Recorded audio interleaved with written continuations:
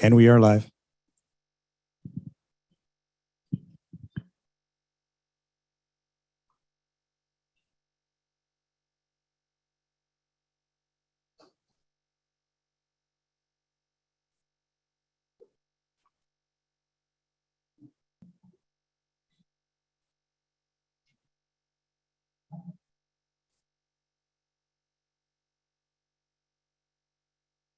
Please rise for the playing of the national anthem.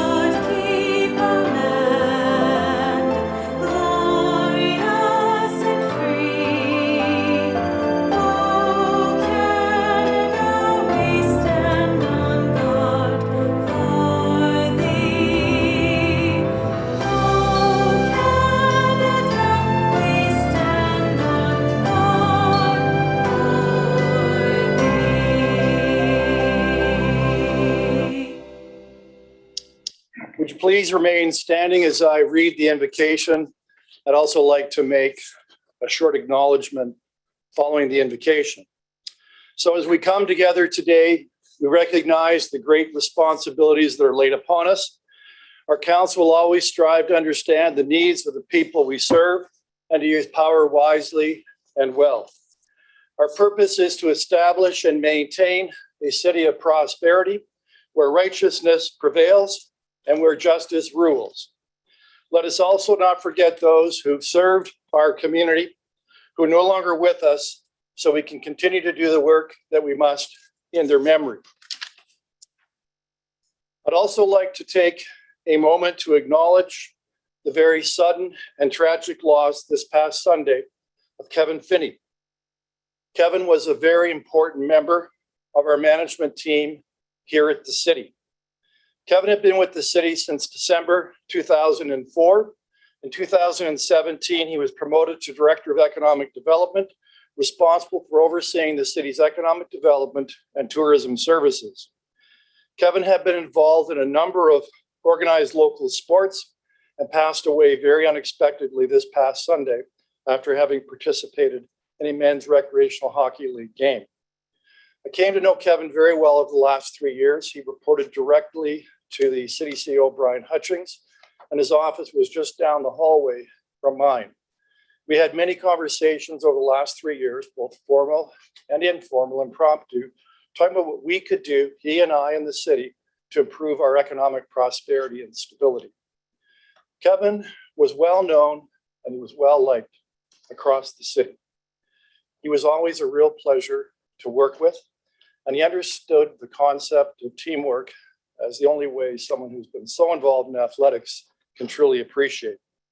Kevin recently was a major assist to me and made a very major contribution through his work in support of the Mayor's Economic Recovery Task Force, a plan to recover from the pandemic, which we're now in the process of executing. He was truly loved and he was respected by his staff, and he had a very bright and promising future with this city. He was a friend, in many ways, an inspiration to all of us. He was well loved and he was well respected by his staff and those who came to work with him. And in recognition of Kevin's contribution to our organization, this organization, and our city, I directed on Monday morning that flags be flown at half-mast, where they'll continue to be flown in recognition of him, in honor of his memory, until memorial services this coming Sunday. In closing then, I'm going to ask for a moment's silence so we can each recognize the contributions and the achievements Kevin had in his career with us and our city. And of course, to express our condolences and sympathy for his young family, his wife Kelly, and his children Bella and Emma. So please, a moment's silence.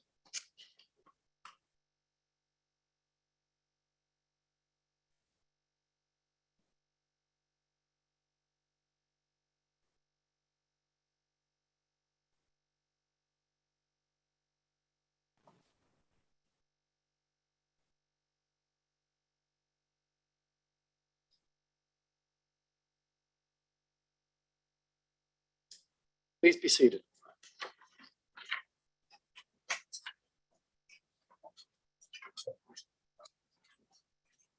Mr. Deputy Clerk, we are being assisted today by Chris Gauthier, who's to my right. He is the city's deputy clerk and providing clerking services for our meeting, together with assistance from Melanie Figueredo, who is behind us.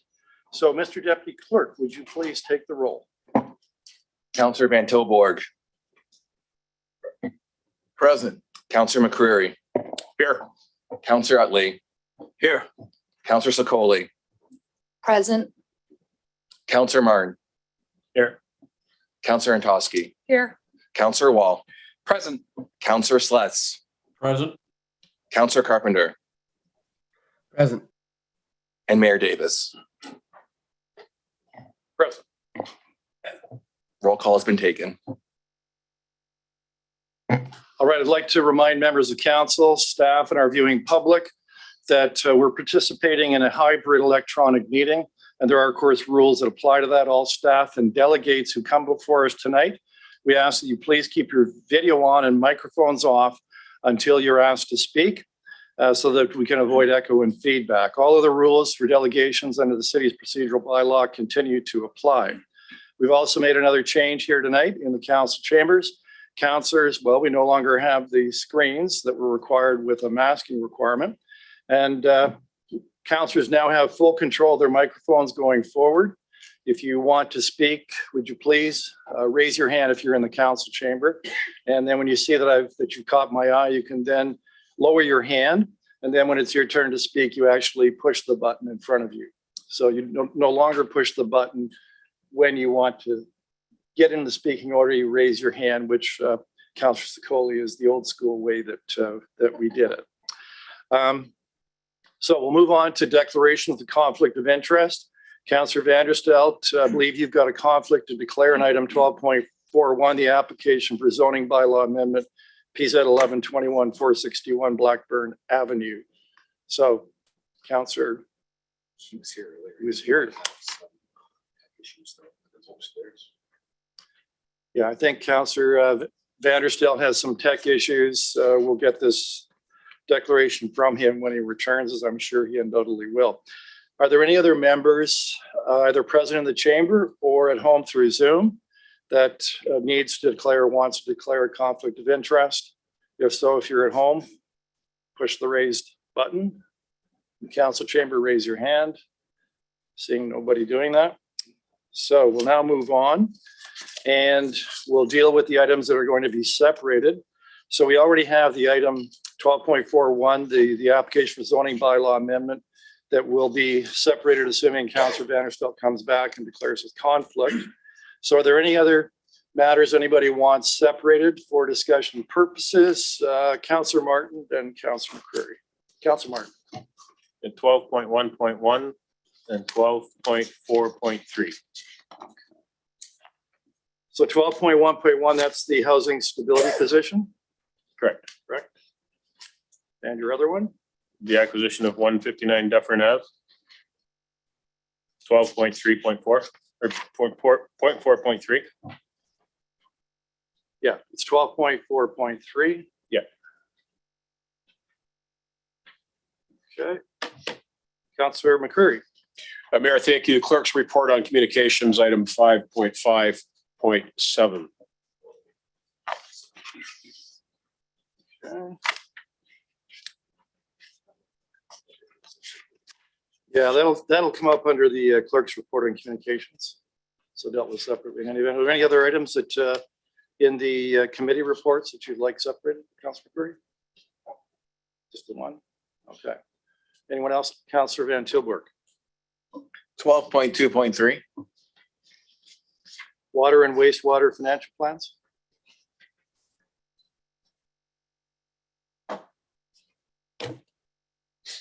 Anyone at home? Councillor Sluss. Thank you, Mr. Mayor. I too wanted 12.4.3 separated because I have an amendment for it. So Right, I was aware of that and I was expected that to happen. Anything else, Councillor Sluss? no, that's fine. Thank you. Thank you. Councillor Carpenter. Thank you, Mr. Mayor. 12.2.9, 12.4.9, please. Thank you. So 12.2.9, that's Memorial Drive. And 12.4.9. The police station task force report. Right? Yeah.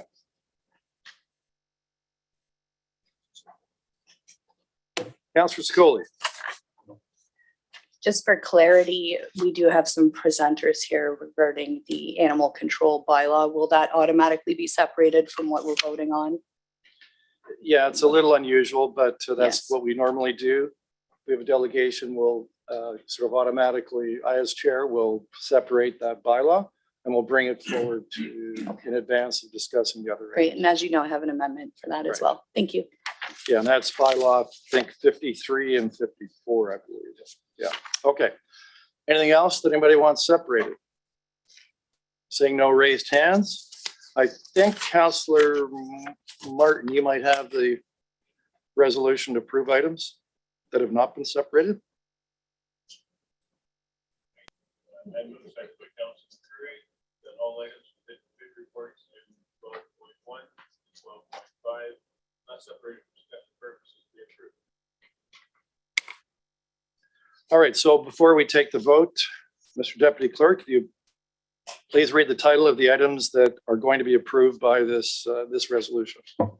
Through the chair, the following items are subject to the vote, starting with the Human Resources Committee report, item 12.1.2, development application process review, implementation of recommended staffing changes. From the Committee of the Whole operations report, item 12.2.1, climate lens, climate action, and clean Brantford update. Item 12.2.2, Telephone City Business Park East Phase 2 subdivision agreement. Item 12.2.4, Wilfrid Laurier University Memorandum of Understanding. Item 12.2.5, 2021 Annual Summary Report for the City of Brantford Water System. Item 12.2.6, Wastewater Operations 2021 Annual Summary Report. Item 12.2.7, Sanderson Center Operations Review. Item 12.2.8, Ash Grove Avenue Stop Sign and Safety Measures. From the Social Services Committee report, item 12.3.1, Discretionary Benefits Review. Item 12.3.2, Canada Ontario Community Housing Initiative and Ontario Priorities Housing Initiative. Item 12.3.3, Expression of Interest, Federal Community Housing Initiative, Phase 2, Robertson Avenue, Brantford. Item 12.3.4, 177 Colburn Street, West Development Update. Item 12.3.5, Ontario Works Quarterly Update, Q4. Item 12.3.6, Live Well Brantford Brant 2021 Q4 Quarterly Report. Item 12.3.7, Homelessness and Individuals and Families Information System, Fourth Quarter Report and Homelessness by Name List Information Update. From the Committee of the Whole Planning and Administration Report, item 12.4.2, 2023 Ontario 55 Plus Summer Games Co-hosting Opportunity. Item 12.4.4, Heyman Family History, Research and Commemoration. Item 12.4.5, Heritage Register Project Part 2, Phase B, Properties Recommended for Listing. Item 12.4.6, road closing and conveyance portion of unopened road allowance west of Memorial Street. Item 12.4.7, Trillium Way, Paris New Development Agreements. Item 12.4.8, update on measures to address graffiti. Item 12.4.10, 2021 Council and Committee Attendance Report. Item 12.4.11, Salvage Yard Expanded Licensing. Item 12.4.12, Joint and Several Liability. From the Finance Committee report, item 12.5.1, Capital Project Updates, Ontario Community Infrastructure Fund. Allocations, item 12.5.2, Financing Lease Policy, Establish Non-Material Lease Categories for 2022. Item 12.5.3, Honoraria and Expenses Report for 2021. Item 12.5.4, Mileage Reimbursements Rates for 2022. Item 12.5.5, Quarterly Status Report for Contracts Awarded. And finally, item 12.5.6, Quarterly Casino Update. Thank you, Mr. Okay. Now take the vote.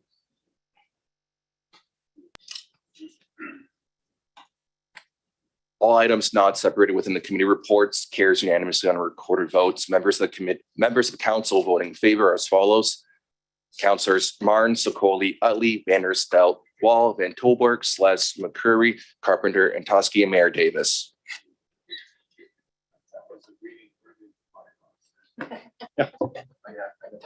Yeah, so there are no statutory public hearings or recognitions of achievement on the agenda for this evening, so we'll move into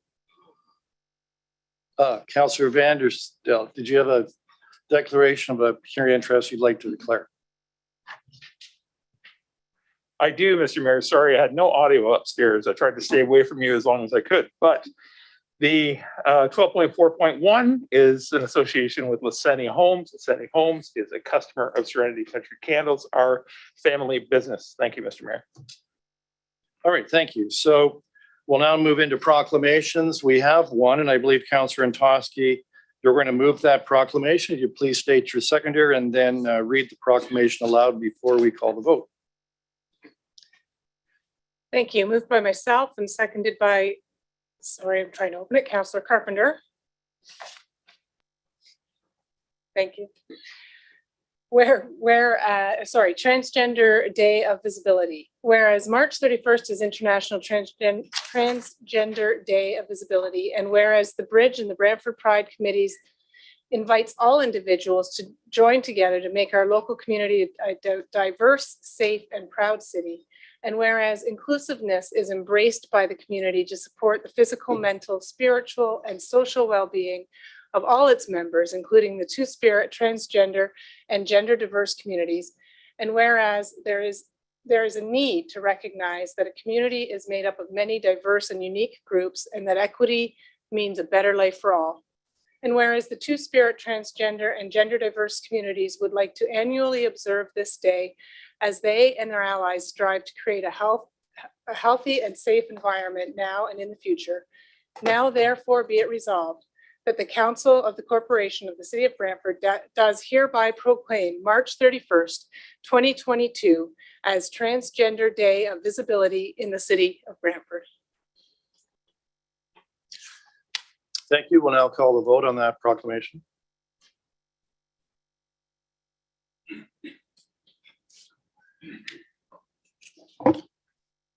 Item 8.1, Transgender Day of Visibility carries unanimously on recorded votes.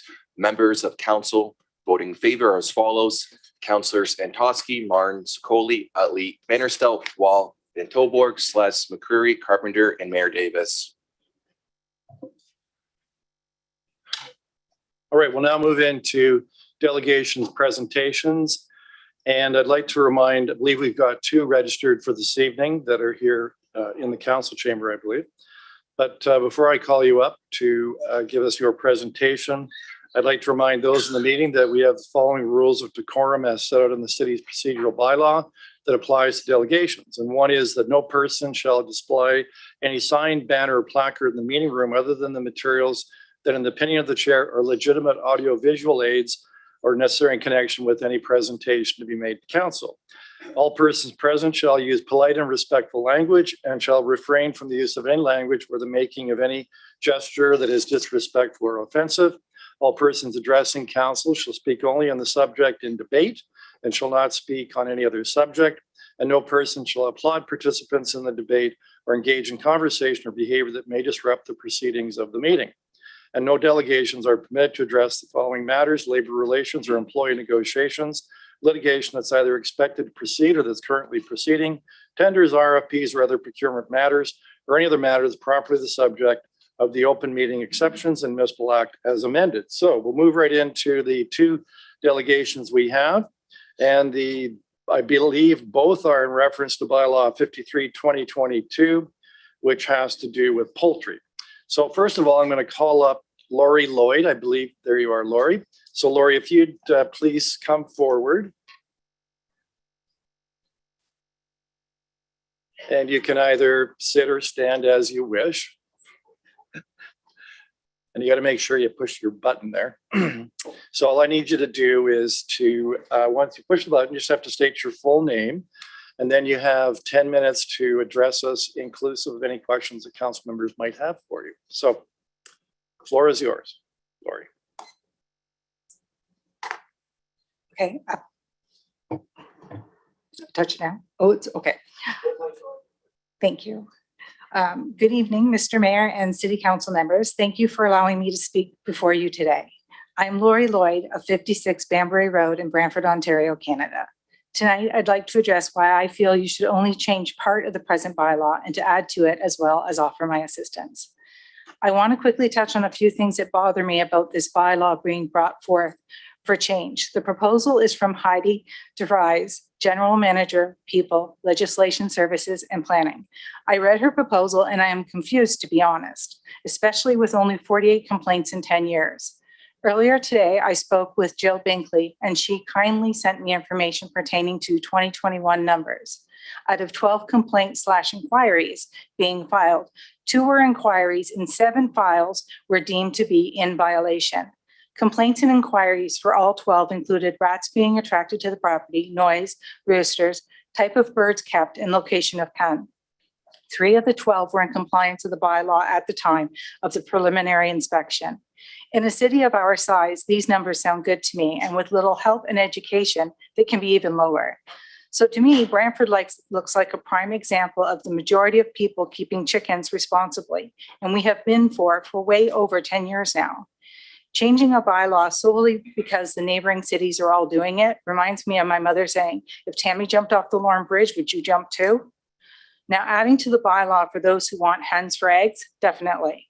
But taking away from the responsible people who have been showing chickens for years seems more like a punishment, especially when showing chickens is all about clean, healthy birds that have to be friendly in order to be handled by strangers during judging.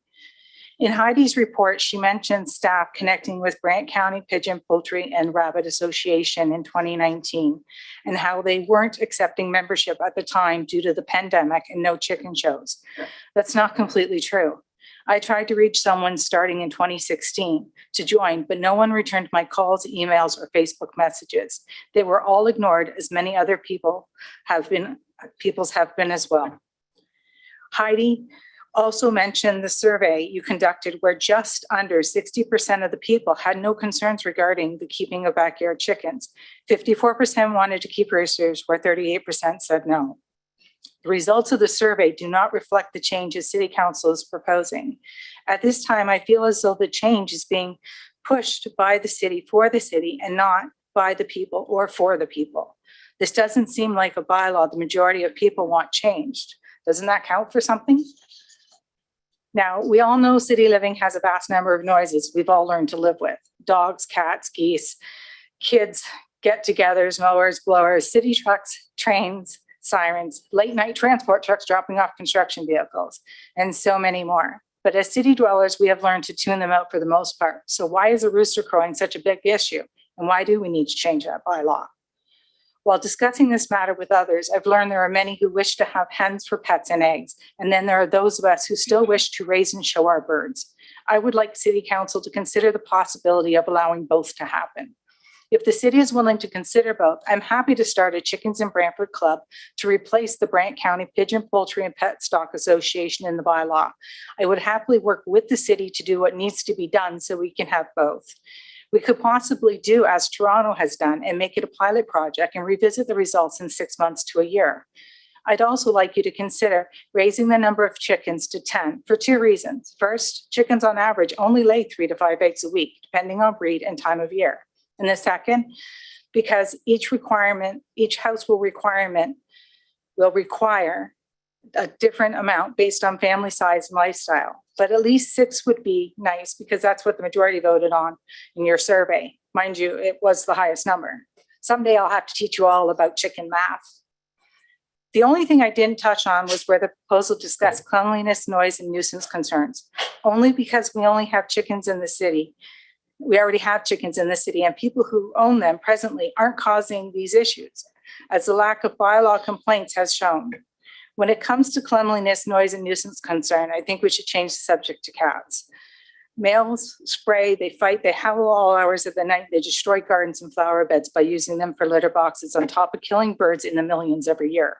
This is where I think the city should explore solutions to mitigate any potential detrimental impact cats may have on neighboring properties, not chickens, because chickens eat ticks, fleas, and many other bugs, including flies, on top of provide food and are living composters. Yes, you have to maintain a clean coop, but that only takes a few minutes each day.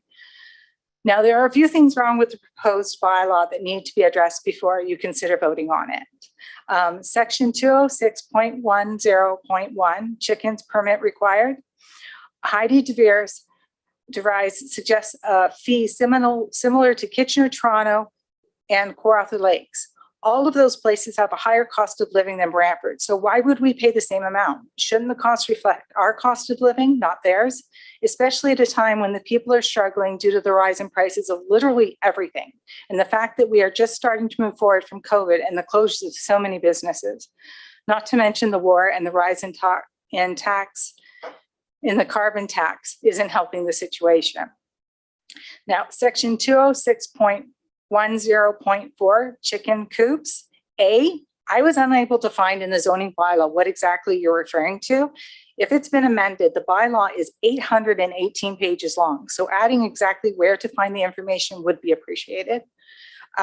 B is the distance the coop has to be from neighbors and property lines. Those numbers don't work. If the yard is big enough, and that's a big F, most properties in Brantford won't have enough space left to build a coop and run that provide chickens with required space they need on top of the distance away from everything else, resulting in next to no one will pass the inspection.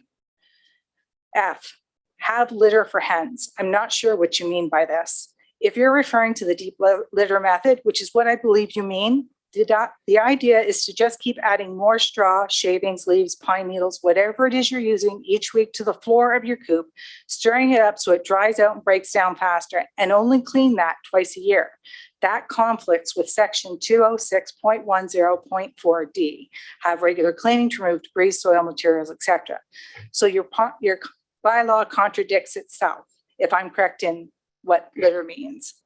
So let me conclude by saying the chicken keepers in Brantford have proven to be the best for more than 10 years. And the only thing I believe we need are a new organization, backyard hens for eggs, and to work together as a team to find a common ground and create a bylaw that benefits all, including the chickens. I do truly hope we can make this work for everyone, and I'm happy to help in any way I can, including starting a club that reports back to the city. Thank you. Thank you, Lori. So don't go away. There may be some questions for you. Any questions, members of council? Councillor Rudd. Thank you, Mr. Mayor. Laurie, thank you again for your presentation. You're certainly very passionate. Have you had any, what's the reaction been with your immediate neighbors since you presented last time? I've actually never done this, presented in front of the council before. This is the first. Oh, I'm sorry. I'm sorry. I had an incident last summer with a very nasty neighbor who got drunk and threw poison into my yard, claiming that the rats in his yard over 200 feet away from my chickens were my fault. They weren't. Bylaw confirmed that it wasn't me. I rehomed my chickens because the poison landed in the yard of a 2-year-old.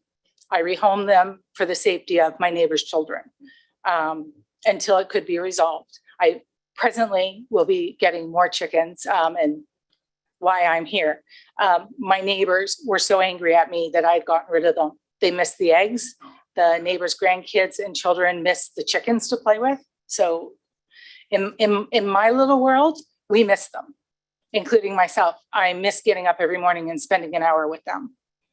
So you'd like to see the number of chickens increase to 10? Yes. And what else would you like?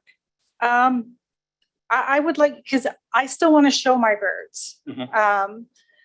I would like the opportunity to have a rooster for the purpose of breeding quality. I will use a no crow collar. It's a collar that brings the sound of the crow down to the same as a chicken. I also wouldn't get a breed of rooster that's extremely loud because there are those. But I would like the opportunity to breed and show. The breed that I'm looking to do is actually on the endangered list and classified as critical. So I would like to be a part of bringing it back. And I would be the first person in Ontario to have the breed. Thank you very much. You're welcome. Councillor Wall. Hello, Hi. thanks for being here. Yeah. Okay. So I feel like there's something kind of being lost in translation. So my questions are not really directed at you, but I want your help, right? Okay. Because we got to figure this out because there's a Yes. lot of people who have a vested interest in this. My concern as an elected representative in the community, and I said it at the last meeting, was the chickens. And I know that sounds strange, but you seem like somebody who really cares about chickens. I do. My concern is that not everybody's following the same parameters that you are, right? That not all chickens are being treated equally. And I know again Councillor that- Wall, we've gone beyond the 10 minutes. but we Okay, can get I want the to ask, question. you're talking about trying to start a new association or sorts. Yes. Would you, as somebody who is coming here to represent people who keep chickens, would you agree that there needs to be regulation just to ensure that it isn't a nuisance to neighbors, that it's a Yes. safe environment? And I am personally offering my services free of charge to go to people's homes and help guide them and how to properly care for the chickens and how to provide a proper housing. I would happily do that for the city and for the chickens and for the people. Well, Lori, I want to, we've got a Thank little you. bit beyond the 10 minutes, but I think you've done, I thought, an excellent job for someone who hasn't been here before. And Thank you. you clearly got your point across. I think we clearly understood what your position is. And we thank you for coming out tonight and telling us about that. Appreciate your time. Thank you. Okay. So next up, Chris Barrios. Hope, Chris, if I'm pronouncing the last name correctly. Well, I'm sure you can correct me as you start. It's Farias. Good, I'm corrected. I have a presentation, I think. Does it go up? So I just want to say thank you so much for allowing me to talk to you today. I haven't been out in a while. I don't know about you, about 2 years, this thing called COVID. So it's very exciting to be here. And I really appreciate also the Trans Day of Awareness. Like, my name is Chris Farias. I go by they, them. I'm part of the queer trans community. I really appreciate that. So I just wanted to start with that. And I just want to talk about my chickens and put a face to who a chicken owner is, even though I did develop Bell's palsy about a week ago. So it's a crooked face, but it is a chicken owner face nonetheless. Next. So just really quickly about me, I'm married, my husband's back there, his name is Jared. I own and operate a successful design agency since 2007. I volunteer and have been on the board with the Hamilton Aviary. I have my avian health certificate from the University of Tennessee. I'm a breeder of fancy chickens, and I'm a proud Brantford community member. Next. You got to go quick because we only got 10 minutes. I actually grew up in a small town called Kingsville, if you've ever heard of it. It's outside of Windsor. And I grew up on a farm, and we had chickens, we had animals, we were farmers. And I moved to Hamilton in 2004, and I absolutely loved Hamilton. Next. And then me and my husband, we got married, and we decided, you know what, it's time to get out of the city and find somewhere to live. And we looked outside of the city, specifically, well, we know all about the housing market. It was cheaper here, but also someplace that allowed chickens, because Hamilton did not allow chickens at the time. Next. And we found Brantford. And when I came to Brantford, I was like, what? I get all of this land and house and community for half the price? This is fantastic. So we bought our house. Next. And I have, the reason we came, chickens, what I spend my money on. Next. $4,000 last year I've spent on chickens, to be exact. Next. And I decided, let's do this. We're going to get chickens in Brantford. And I followed all the rules. I read all of the documentation you have on the website. And the one thing it says is the chickens are being raised for exhibition at a bona fide agricultural exposition. So I was like, okay, I'm going to get into fancy chicken breeding. I already breed parrots. I want to get into chicken showing and breeding. Next. So I don't know why this is here, but this is my backyard. It's absolutely beautiful. Next. So I got some eggs and we hatched them ourselves in our kitchen in an incubator. And we got to see the miracle of birth, which was absolutely amazing. And some of them got stuck in the eggs and I had to help them out. Next. And they grew. And these are silky chickens. They're a specific breed of chicken and they're the most docile. They're kind of like a house cat. They're so friendly and they're not very loud at all. Next. And once they grew up, I took them to the University of Guelph and they got vaccinated for all of their vaccines and they were dewormed and they are going back next month for their booster shots. Next. And so I looked at the bylaw as it is, and I needed to be a registered member in good standing of the Brant County Pigeon, Poultry, and Stock Association. So I contacted them. Next. Now, this is a message I sent them 46 weeks ago, it said on Facebook. I sent them emails, I sent them Facebook messages. Next. And you can even see that not only was I willing to pay the membership, go to the meetings, like I would love to do that, I was willing to help them with their website, or that's what I do for a living. So I was like, I'll do everything volunteer. Let's make this legit and cool. Next. So I couldn't get in touch with them. So in the bylaws, it says, I forget what it says exactly, but something about, or another, you have to get a membership at another poultry club. So I found the Salt Spring Poultry Club, and this is in Vancouver. I paid the membership fee. I go on their Zoom calls. I meet with them. They're fantastic. I learn from them because there was nothing here to be able to do that. Next. I spent $2,500 on a coop. Next. And you can see my chickens in the coop. Next. And so I have 9 girls: Punky, Pee-wee, Rose, Blanche, Dorothy, Sophia, Joe, Blair, and Tootie. You can tell I really am into 80s television shows. And then my rooster, next, is called Rosie O'Doodle. And the reason Rosie O'Doodle is called Rosie O'Doodle, next, is because I was on TikTok and I said, if Rosie O'Donnell follows me, I will name my chicken after her. And she followed me and she made a TikTok about my chicken. And she loved the fact that I called it Rosie O'Doodle. And it was the only, I had literally hatched 10 chickens. And the one that turned out to be the rooster, I named Rosie O'Doodle. So kismet. Next. So one of the things I absolutely love is that it really has helped me build community and friendships around. All my neighbors love it. Like I haven't had one complaint. My next door neighbor to the back of me, I was actually thinking of I was like, how do I make it so I can't see her anymore? And I was going to plant like these big bushes and stuff because I was just like, I don't want people looking in. And then I put a little basket on her side of the fence and I started filling it up with eggs. And then we become really good friends. And I clear cut the bush so I could talk to her more. Like I love her name's Nanette. I love her. She's like, Chris. And she videotapes my chickens and she streams it to, it's somewhere in Asia where she's from, but that's where she streams it to. She loves it so much. Next. This is actually a quote from my direct next door neighbor. And she says, my neighbor has chickens and I have no complaints. To the contrary, I feel they bring life and a sense of community to the neighborhood. Eggs and conversation about the chickens are shared over the fence. My granddaughter was even welcome to visit the chickens and to see the chicken coop, which was clean and attractive. I felt it was a good education for her to learn about sustainable food sources. She comes over and she's like, Chris, can I see the chickens? And I just let her in the backyard and she plays with the chickens. Next. I'm very, I take care of my chickens. If they are sick, they get medicine. If they are cold and dirty, they get baths. They come in the house. I take care of them. I talk to them. I play the piano for them. I'm not crazy, just so everyone knows. Okay, next. They have a picnic table where they eat their watermelon. They love watermelon. Next.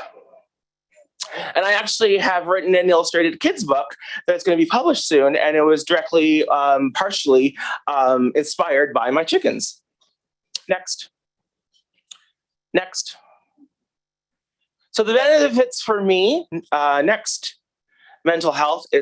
I call it my yoga. I go in my backyard and I hear them, their little clucks and just walking around. It's absolutely amazing. It's just so good for my mental health. Next.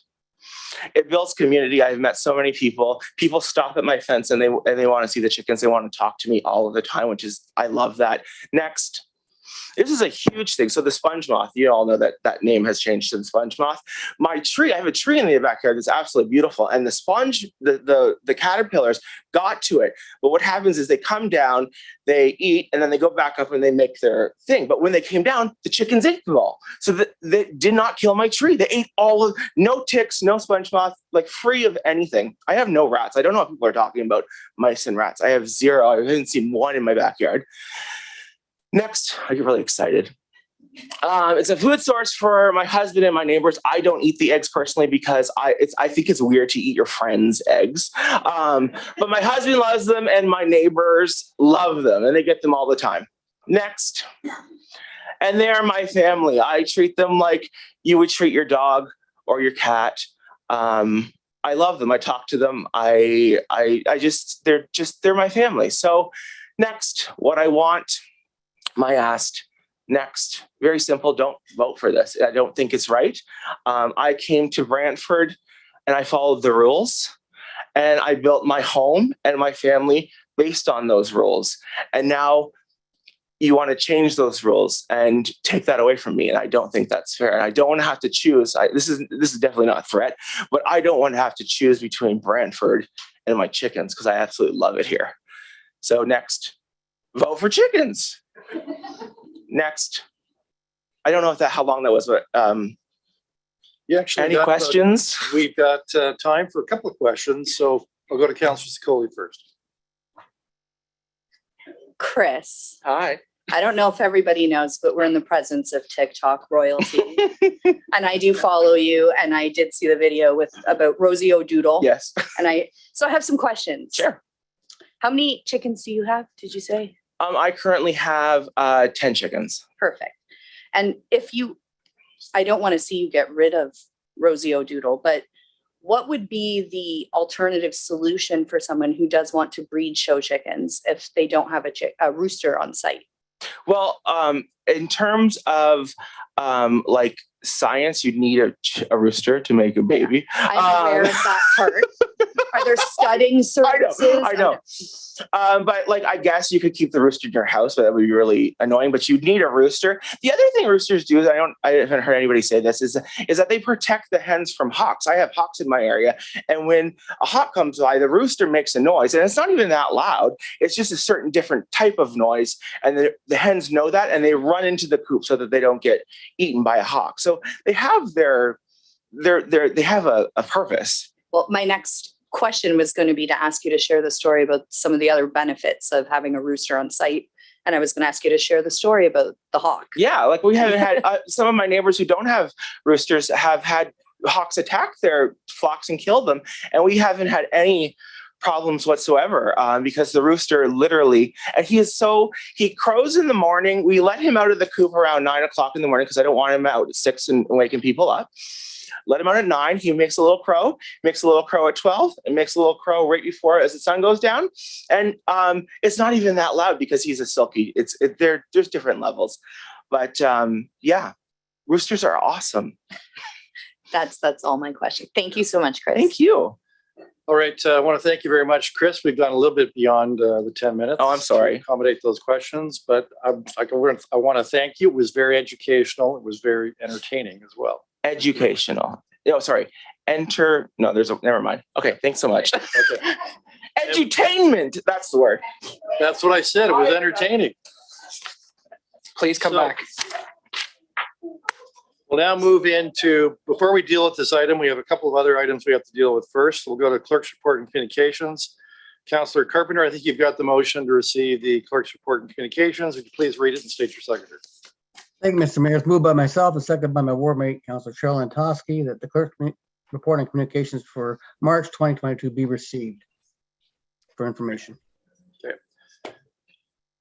And questions, discussion, Councillor McCreary. Mayor, thank you. On item 5.5.7, so correspondence from County of Brant inquiring about a resolution regarding assisted funerals that was passed by their council. Can staff indicate whether or not that's going to be on the next agenda for our Social Services Committee?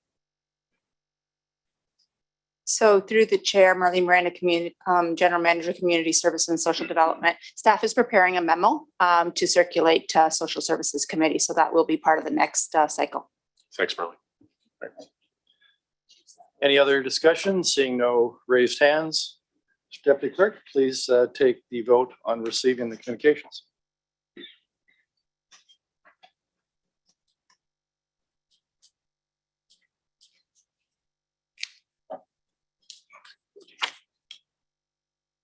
The clerk's report on communication carries unanimously.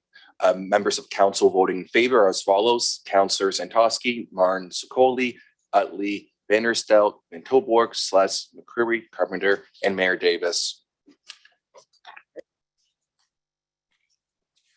All right, we'll now move into the minutes that are to be adopted and also to receive the John Noble Home Committee of Management meeting minutes. And I believe Councillor Van Tilborg, you have the motion. Could you please state that, confirm that, state your seconder, and read the resolution? So I don't have that that motion here. However, move to accept the minutes. You can just read it.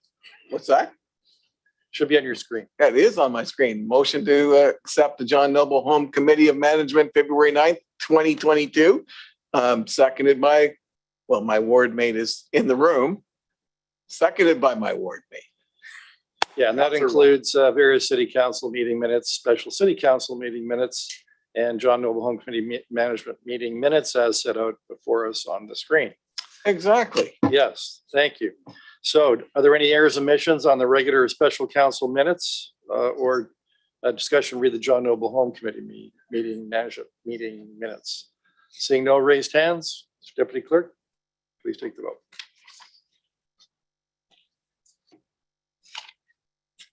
Yes.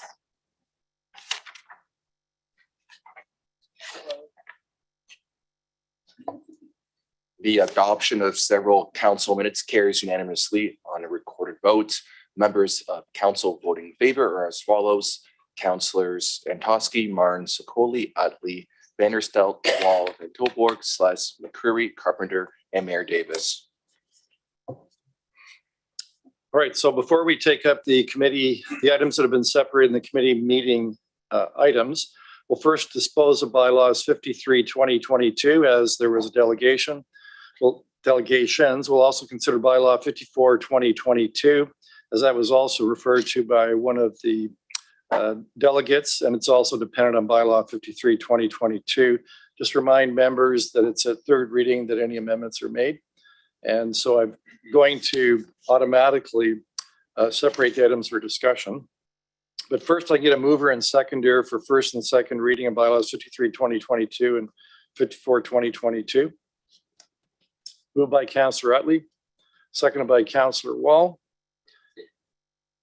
Any discussion? Yeah, we'll have it at third reading. No, let's call the vote first, second reading.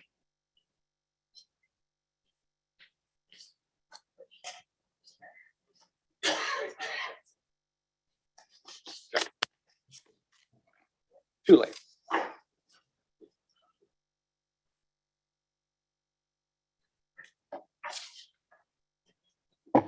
The first and second reading of bylaws 53/2022 and 54/2022 carries on a recorded vote of 8-3. Members of council voting in favor as follows. I voted no. Okay. 8-4. Members of council voting in favor as follows: Councillors Marn, Sokoli, Vanderstel, Mayor Davis, Councillor Sless, Councillor McCreary, Councillor Carpenter. Those opposed, Councillors Antosky, Ali, Van Tilborg, and Wall. All right, if I can get a mover and a seconder then that the same bylaws be taken and read a third time and finally passed and signed by the mayor and clerk. And we can then have some discussion. Moved by Councillor Wells, seconded by Councillor Martin. Okay, discussion which can include amendments. First of all, any general discussion before I call for amendments? Councillor Wall, no, Councillor, I think we'll Councillor Wall, and then Councillor Antosky. Thank you, Mayor Davis. So my first question is for the delegation. You can't answer the question, but I'm still going to ask the question. Where have you been all my life? And two, can you come to every council meeting? That's my question. Absolutely fantastic presentation. Thank you. Okay. This needs more discussion. This needs more conversation. And I'm alarmed and concerned to find that somebody who takes so much pride in chickens has found an absolute lack of reply from the organization in our community who's supposed to be helping people. I care about chickens, even though I don't have them, because I care about the well-being of animals. And my primary concern is that we don't have chickens in cages in backyards in Brantford that live a quality of life that is horrible because they literally live in a cage all day, every day, because no creature on earth deserves that life. I also care greatly for the people in my neighborhood who have to deal with people who have chickens, who don't take care of their chickens, and they have to deal with noises or odors or other issues that come from the lack of care for the chickens. What I don't want to do is punish good people who want to own chickens. And I feel like right now, this bylaw isn't what anybody wants it to be. And that's not because staff don't do a great job, because our staff are amazing. And that's not because the resolution that originally invoked this wasn't a good resolution. I don't think this is what we should do. So I am asking council to just simply defeat this. Don't do anything right now. And then let's talk with people who care about chickens and come up with something that makes everybody happy. And that likely means helping start an organization in our community that is, I don't know what the answer is, to be honest, because I'm not a chicken person, but I bet you there are some people here who do, and people who are watching, and with the help of our media partners and the help of our communication team and the help of our incredible staff, we can pull off what we're trying to accomplish. But I don't think that we have what we want tonight. And I'm urging council to just let chickens lie. Is that an expression? Just leave it alone. That's what I'm saying we should do. So that's my speaking opportunity. Thanks. Okay. Councillor Antosky, you're next. Thank you, Mayor. Yes, I'm also in favor of defeating this. The question I had for the delegations were, because we are having an issue with the governing body that, you know, is the registration piece, what would they like to see? Because I do think that there has to be something in place in case we do have problems. So that would need to be addressed. But there haven't been a lot of complaints. And of those few complaints, few were found to be deemed credible. And that just provided an education piece at that point, and hopefully people would have learned from that and fixed it. So bylaw can have a place in this. I know a lot of people that have chickens. I have talked to a lot of people since we started having this conversation, and not just in the past few weeks, in the past few years, this has kind of been sitting around. And, you know, the chickens kind of purr. They're not loud. They almost have a purring sound, and they're friendly and they're trainable. And this is not going away. People are embracing this kind of life. And when it's not causing problems, and in fact, it's helping some of our problems with our insects and our caterpillars and the education with our children and our families, I would say I would like to find that fix for the gap with the Poultry Club, and maybe we take that on. But I don't think that we need to put all of these things in place. There's no reason. We moved forward because we were asked to look at it, and we knew that there was a problem before, and we didn't really have anything going on. So we've looked at it. We've talked to a lot of our residents. We've had great delegations, and I'm prepared to defeat this, and we bring it back in 6 months or a year, take a look, see if we've had an increase in complaints, see what the complaints are, and if those can easily be addressed. So I hope that we can move forward with this and not really overreach in this regard. Thank you, Mayor. Next, Councillor Rutley. Thank you, Mr. Mayor. Laurie and Chris, with your presentations. Thought about, I used to have a chicken when I was a young lad and would often come in the house and steal the cat's food. But your presentations have made me think maybe that's something I want to do when I retire again. So for the 5th or 6th time. So I'll be knocking on your door for one of those fluffy chickens if I do. Thank you. Next, Councillor Sikoli. Thank you. So I do have some amendments coming, but I will respectfully suggest that we did consult with the community. We had a Let's Talk campaign that went out. We had a lot of lively discussion around this table. We've seen several delegates. We've had several people write letters. I personally accepted that I knew nothing about chickens, and it was my absolute privilege to go out and meet some of these members of the chicken community, right? And I went and I visited at some backyard chicken coops, and I met Chris and I met Eden, and I learned as much as I can, and I'm proud to say I know way too much about chickens right now and what they eat and their behaviors. So I've put a lot of thought into this, and I'm hearing that the association is failing us. It's the association. And I think with some moderate changes to what we have before us, perhaps increasing the limit to 10 as has been suggested numerous times, and perhaps allowing for the rooster so that the breeding can occur and more show chickens can be put forth. I think we can come together tonight with a solution that's going to make everybody happy, but also regulate, as we do with all of our furry friends within the community. We'll have the ability to regulate. From what I've learned, most of these people out there who own these chickens take a tremendous amount of pride in their coops. You know, we're keeping a lot of the scrap materials out of our garbage, out of our landfills, and the chickens are omnivores. I learned that they will literally eat anything, and I watched. So I do offer some amendments. I think we have done a lot of research on this, and it's time to just let the chicken community rest easy, knowing that nobody is going to have to, you know, rehome any of their beautiful feather friends. So I will come back when you're ready for my amendment. Thank you. Next, Councillor Martin. Thank you, Mr. Mayor. A question through to staff. This bylaw is not just about chickens. Can you recommend how this could be separated so that we don't lose the other parts of this that are needed in case we want to defeat the section that deals with chickens?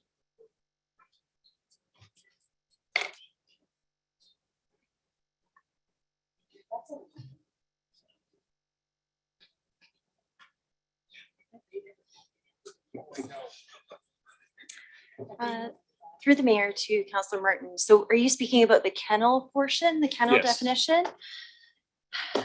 So if we could consult with the clerk, I don't know if there's a way to deal with the kennel definition separately. So through the chair, Heidi DeVries, General Manager, People, Legislative Services and Planning. I believe the most appropriate way to do that would be to move an amendment. So clause A is just that the report be received, which council may wish to approve. And then if you would separate out the separate clauses in B, that's already there for you. So you would want to defeat B little I, B little double I, and then keep B3. So the triple I, which would be the amendments to the definition of kennel to align with the definition of kennel. So you would need only those amendments, and then the bylaw would also have to be amended from the floor. And I know we have legal staff who can quickly make amendments to that bylaw so that it can be signed tonight. And then, sorry, C would have to be defeated as well. That's the section that asks for staff to amend the bylaw to fix fees and charges collected by the city of Brantford. So you would want to defeat C, vote on the clauses separately, and only pass A and B triple little I.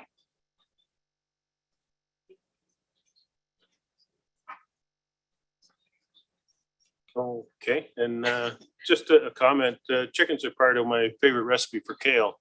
You feed kale to the chicken and then you eat the eggs, so.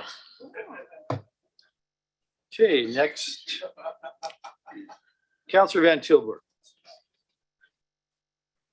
I also think we've put a lot of time into this file, and a number of years this has been going on.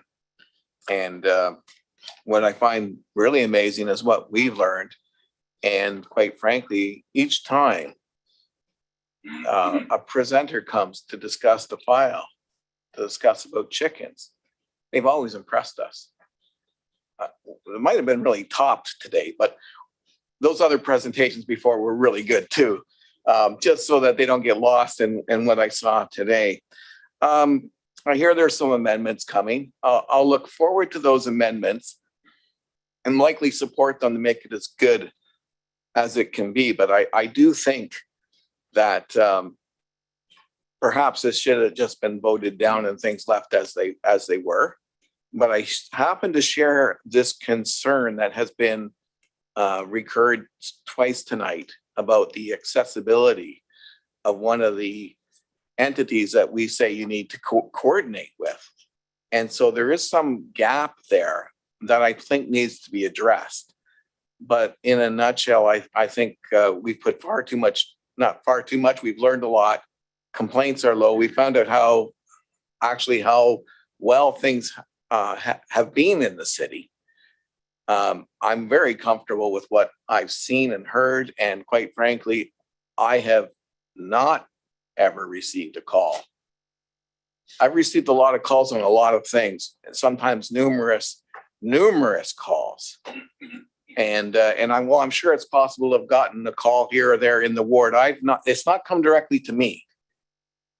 And that's in almost 8 years. And that tells me a lot right then and there. But that doesn't mean that we as a council, based on phone calls, said whether we look at something or not.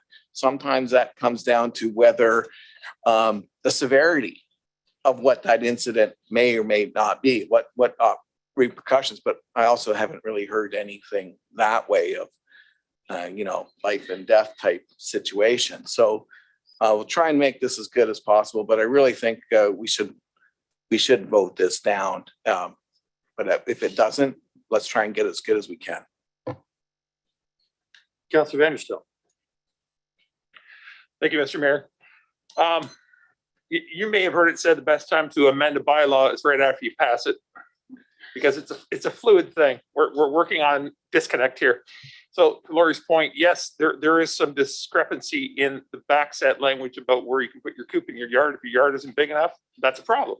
It's a problem for new chicken owners and chicken lovers. It's unfortunate that there's a disconnect between the people who love their chickens and the association that helps to help raise them and grow them and build that culture in the urban environment. There's a disconnect between those two groups and the legislators. That's simply as I can put it.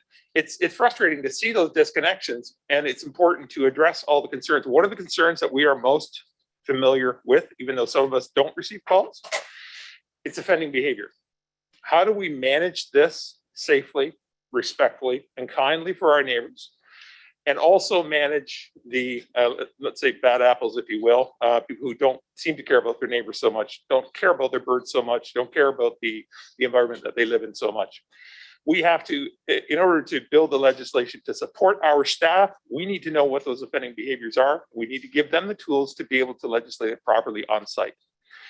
So I'm in favor of neither of the two options. I want to pursue this further because evident in both presentations tonight and what I've heard in the past, there have been very keen understanding in the city of Brantford and surrounding areas of what we need to do to build a proper bylaw to involve everybody that already has them and everybody that wants them. So I'm okay with it taking a little bit longer to get the right bylaw in place. That's fine with me. We're a behemoth with clay feet. We don't move very quickly. But when we do, I think we should do it well and we should follow it to the end. So I don't really know where that puts me in terms of the vote, but listen to the experts, I say. Thank you. So we'll go to our Zoom participants. Councillor Carpenter. Thank you, Mr. Mayor. Chris said something that was very interesting. He said he takes his birds to Guelph to get vaccinated. I think that was very telling of someone that cares for the birds that he has. Not everybody is that caring. I'm glad to hear that he is, and others are that come forward, but we do have those that just think they can get chickens and put them in their backyard and let everything go. So we need something to make sure, as I think Councillor Vanderstelt said, the bad apples are dealt with. You will know that we had an individual on Locks Road some years ago that couldn't sleep because the neighbor had a rooster that crowed all the time, and it was nonstop. So the noise bylaw didn't seem to cover that. And maybe it could have been covered in noise bylaw. Maybe that would have been the amendment to make to be able to deal with that problem, but it hasn't been dealt with. And the county around us doesn't allow the chickens, as I understand it. So I don't know or how they allow it or what their bylaw looks like. But we in the urban center are about to do that, I guess. So there needs to be some way to make sure that the chickens as livestock are kept properly, clean, in an environment that doesn't affect their neighbors and that's healthy for the birds. The delegations we've had certainly fit all those categories, but that's not always the case in every situation. So we need something that protects the livestock and the neighbor at the same time. Thank you.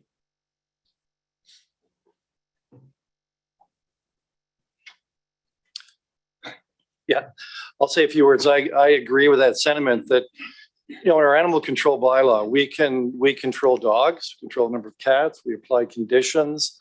The problem with the current bylaw is that if you're a member of the association, there really were not a lot of restrictions. Nothing in terms of the numbers or roosters. I've lived in a neighborhood where there's a very loud rooster and they're not always so cute, cuddly, and quiet.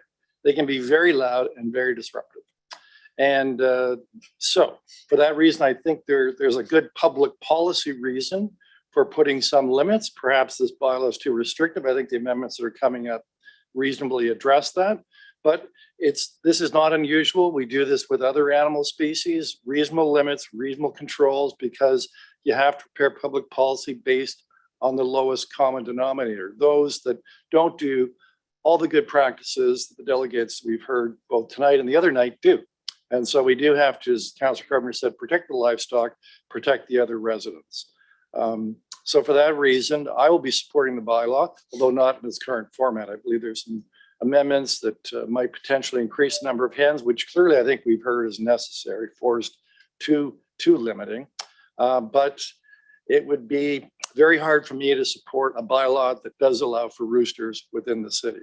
They're commonly banned in most other communities that do legislate in respect to poultry. I think there's good reasons for it. So with that, I'm going to call for amendments or third reading. I think there's a desire to see some amendments. Councillor Sikoli, you've made it very clear you'd like to bring an amendment forward. Now's your chance. If it wasn't clear before, I would like to bring an amendment forward. I'm actually going to bring two forward, and they're going to be two separate amendments. So I'm going to bring first will be that bylaw 53-2022 be amended to increase the permitted amount of hens from 4 to 10. Okay. Do you want me to wait on the second? Yeah, no, that's good. We'll take them one at a time. I think that's helpful. So do I have a seconder? Yes, Councillor Tosk. Oh, seeking a seconder for that. Thank you. Councillor McCurry is seconding that. So it's a fairly simple, straightforward amendment. It's increasing the number of hens from 4 to 10. You got it. Floor is yours to speak to the amendment. I would just like to gently remind everyone that defeating the bylaw would not address the issue with the association that we're having.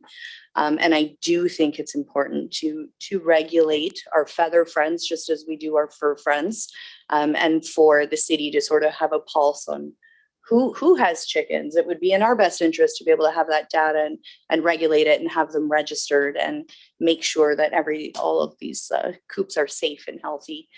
So that is all I'm going to say on that one. Thank you. Okay. Any further discussion on the amendment from 4 to 10? Councillor Toski, then Councillor McCurry.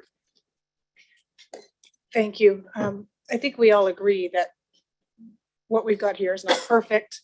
I liked Councillor Vanderstelt's idea that that we take some more time, we sit down with the experts, we talk about the roosters absolutely can be a problem, but we heard about a couple of things tonight, collars or breeds, and maybe that's part of the education, and maybe that's part of what can be built into the bylaw. There are ways, it sounds like, to deal with it. I agree, we have to have registration, just so we know what's happening, and we can have, I hate to use the word controls, but some controls in place. I don't think what we've got here does it. If the amendment to 10 gets it passed, then I'll be in favor. But I'm asking, I mean, I guess it just seems like we feel like we need to have a limit, but I don't know why we feel that. Like have we had an issue with too many chickens? Are there? I think we're just doing it because we feel like we need to deal with this somehow. So my question is, why is there a limit? And I'll listen to what other people have to say. But like I said, I will support the amendment if that gets it going. Councillor McCreary, you're next on the amendment. Oh, thank you very much, Mayor. I believe the delegation said he had 10 or 11 chickens. Is that correct? 10, okay. So in the event that he were to have 11 as of today, can you indicate whether or not the 11th chicken would be grandfathered or grandbirded? Or would that be a concern for the municipality? Jill, can you help us in that? Good evening, Andy McMahon, Director of Building Services. Through the chair to you, Councillor McCreary. There's already wording in the current bylaw that allows for animals that were kept prior to the enactment of the bylaw, lawfully kept, that they can remain. Thank you. Councillor Van Tilburg. I'm glad I just heard that portion of the bylaw, because I believe one of the previous presenters had 12. And I think if you asked anyone in the community if we should have a number, they would all say, yeah, we should have a number, and which we've done actually that. We've asked people, the problem is, what is the number? And a choice of 10 is a better number than what was before.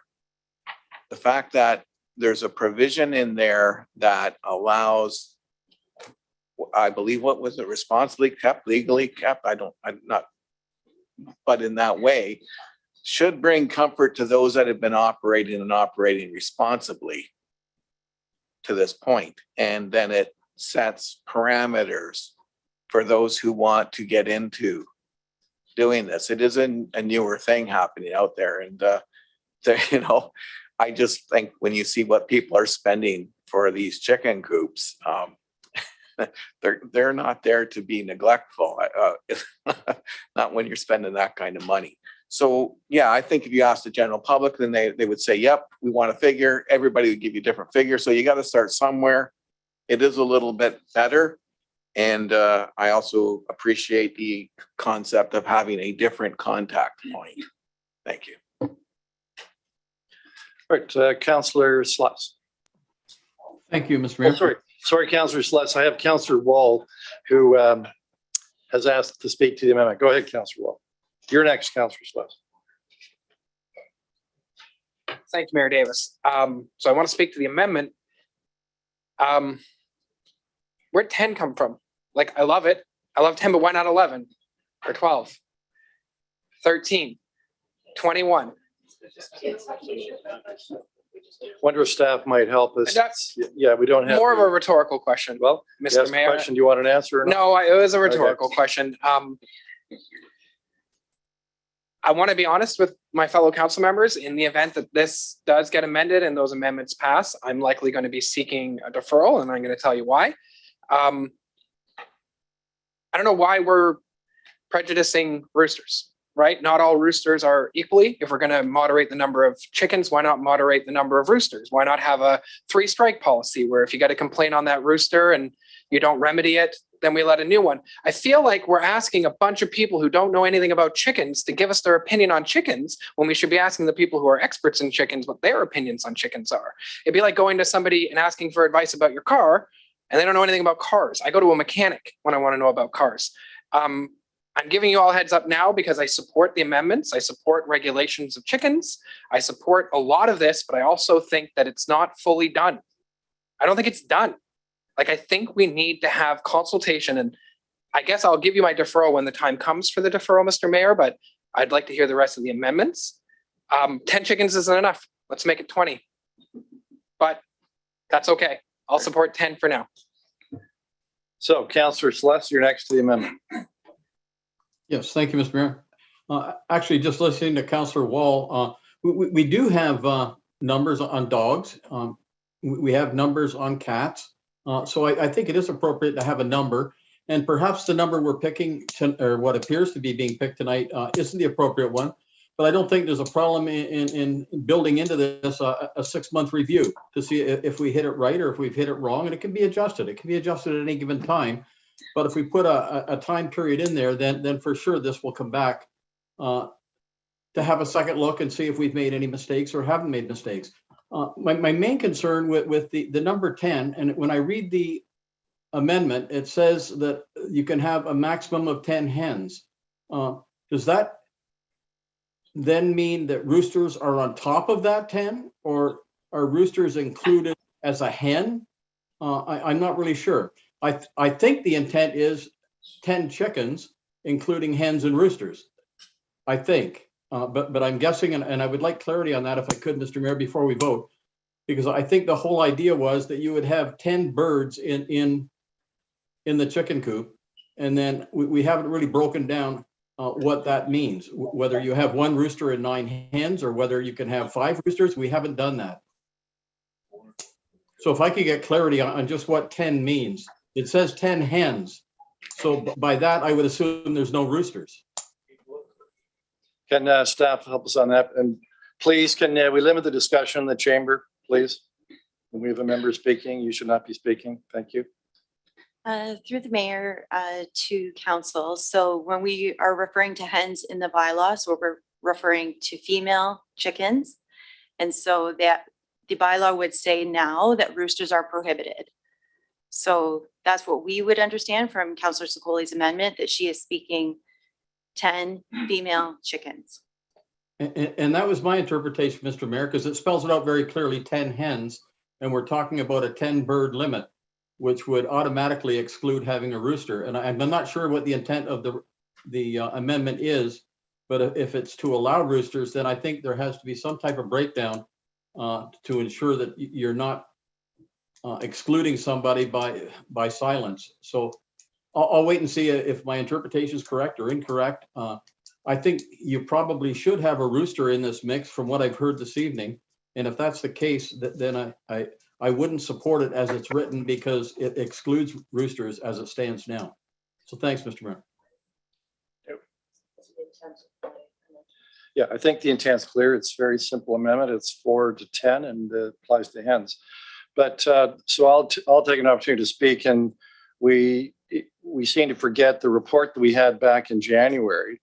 And in terms of the municipalities that have addressed this, there always is a limit on the number of backyard hens, female chickens. And like, that's in every bylaw, whether it's dogs, cats, or whatever. You have some kind of limit. The problem is the current bylaw doesn't have it. And actually, Brampton has 2 hens, and there's Guelph, Niagara Falls, that have 10, and they're the highest number. And the rest, Norfolk, North Dumfries, Toronto, Waterloo, Quinte West, have 4 hens. So 10 would actually be going to the top end of what is commonly acknowledged as appropriate practice in other communities. And in none of those communities are roosters permitted, being male chickens. So with that, any further discussion regarding the amendment? It can only speak once. So Councilor Martin. Thank you, Mr. Mayor. I thought you saw me earlier. The number 10, I think, is very appropriate. It was actually mentioned by some of the presenters that were here. They seem to indicate that 10 would be a more reasonable number than 4. So I can support 10 for that reason. And I know when my brother had a rural property that was next to a commercial chicken operation, if the wind was the wrong way, you knew it, and you didn't go outside. So I think it's very important to have a number on this. The people that we've heard from obviously take very good care of their chickens. and keep their coops and areas clean. Unfortunately, as we've seen with just about everything in this city, not everybody is a responsible pet owner. And unfortunately, we need to have some bylaws in place to protect the neighbors of irresponsible owners. And so I think we need to have this pass. As Councillor Slush said, we can review it in 6 months and make some changes. But I think with this change in the number to 10, I think it satisfies a lot of the concerns from several of the presenters that had concerns with this bylaw. And we also need to pass it for the other aspects of this, which involve kennels and other things as well. So I'll be supporting the amendment and supporting the bylaw. All right, I think almost everybody has a chance to speak to the amendments. So Mr. Deputy Clerk, let's take the vote on the amendment, changing the number of 4 hens to 10 hens.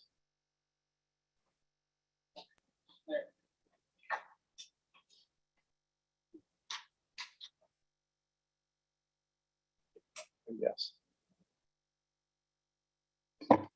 The amendment to bylaw 53-2022 carries on a recorded vote of 10-1.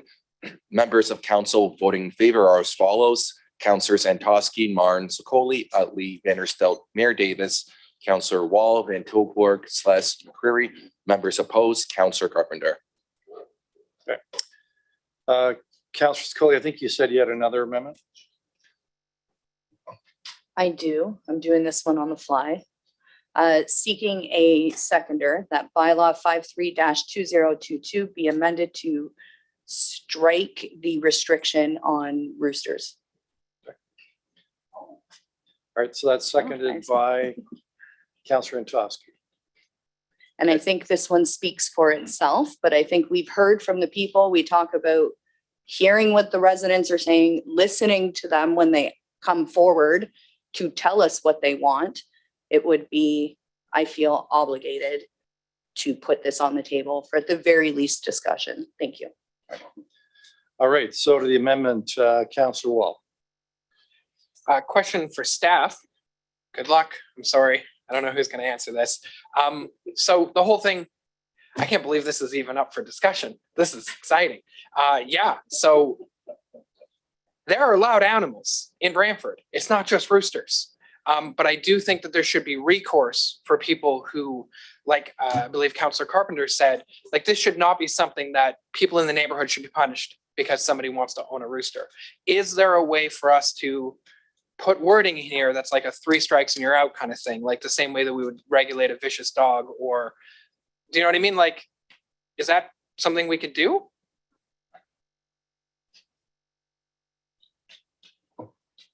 Through the mayor to Councillor Wall, that's certainly something that staff could look at. I just don't know that we could do it on the fly tonight. No, that's fair. I would just like to make sure that that's something that we could do, because people who live in the neighborhood with somebody who has, could it maybe be done through the noise? Well, I'm going to leave it with you guys. I won't do anything here tonight. I 100% support people having roosters, but I also 100% support peaceful possession and enjoyment of your own home. Okay.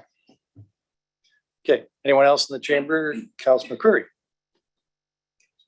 Thanks, Mayor. Through you to staff. Currently, what is the municipality's recourse for barking roosters? Barking roosters. Crowing roosters. Barking dogs. So Councillor Carpenter alluded to a longstanding problem in his ward, which I think finally got resolved, possibly with the passing of the rooster. We were unable to take any action at that point in time. Is that correct? Through the mayor to Councillor McCreary, that is correct. There's nothing in the noise bylaw specific to roosters. Okay. So if one looks at the resurrection of Councillor Carpenter's rooster at another location, without the bylaw, what recourse would there be for that? Through the chair to Councillor McCreary, the noise bylaw is still the same in that respect, so it may need an amendment if that is something council is interested in, or perhaps if we're looking into Councillor Wall's request, that would be covered in there. And how do we regulate barky dogs, dogs that like to bark constantly? So through the chair to Councillor McCreary, they can receive a ticket. Staff can investigate, do sit and listens and that type of thing. So there is some recourse there. There's a set fine. So recommendation of staff, I guess speaks for itself within the report, that the rooster should be a prohibited bird. The delegation earlier spoke about some sort of a device which decrows the rooster. Could staff comment upon that?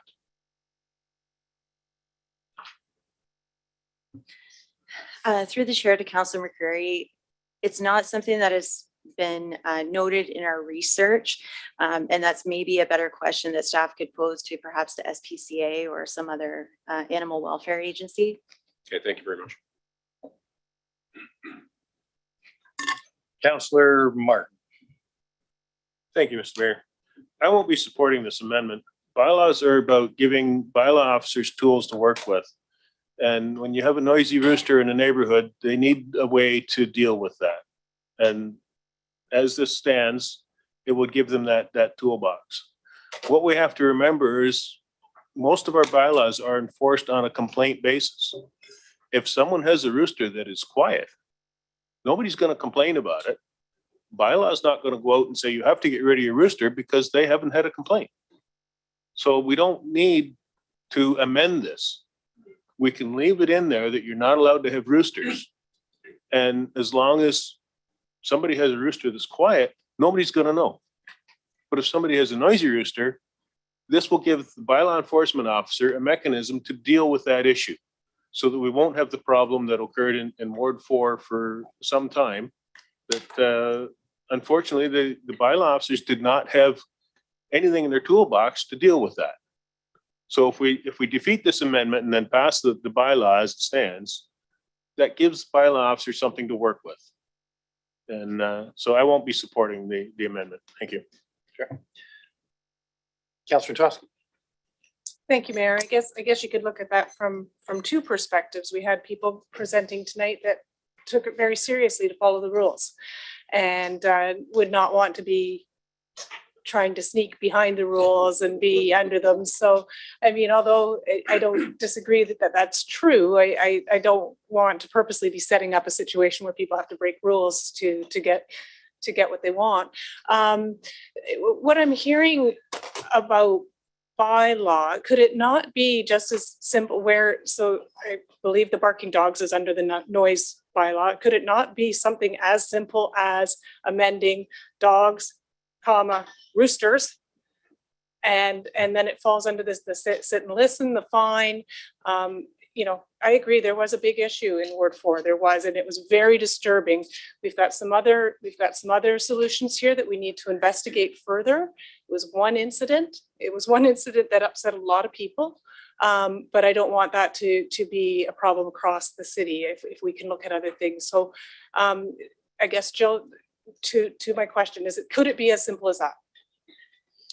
Through the chair to Councillor Antosky, it could be as simple as that. So right now, the noise control bylaw is specific to persistent barking. So that's the key, is that the barking is persistent. And the fine schedule, off the top of my head, I can't remember exactly what the charge is, but it's definitely something that we could look into adding roosters to that piece, or sort of massaging the language of that piece a little bit to cover roosters as well. Something we can look into. Terrific, thank you. And as we all know, as our community changes and as the needs and wants change, our bylaws change, and that's one of the things that we're looking at now. I think where we all do agree is we need to find that middle ground. There does need to be some, from our perspective, there needs to be some rules and some things that can capture the bad actors, but we shouldn't be punishing the people that are doing it. I think most of us know there are a lot of chicken owners in Brantford. We're hearing from a few. There are a lot, and so having so few problems, let's just deal with the ones that are a problem. Let's find a way to deal with the ones that are a problem. Yeah. Thank you. Councillor Van Tilburg. This bylaw is relegated to residential areas. Is that correct? Or is it citywide? Through the chair to Councillor Van Tilburg. So it is citywide, and then there is the exception for the agricultural zones within the bylaw. Yeah, because there's this thing that goes on where cities grow. And I always wonder, do we ever reach that point where every municipality bans a rooster, let's just say? That's a very interesting thing that could happen. And I would hate that ever occur. My question is, along the lines of our noise bylaws that was referred to before, we never know what the next trend is really with regards to animals. And, dogs have been long-standing. There's been a history on how you enforce those. And as opposed to just suggesting, dog rooster, is there a way that we can just make that very genetic for a pet of sorts? Is that it? Because that could save us from doing this over and over and over again. And had we had that before, perhaps you would have been able to address that rooster issue from a few years ago.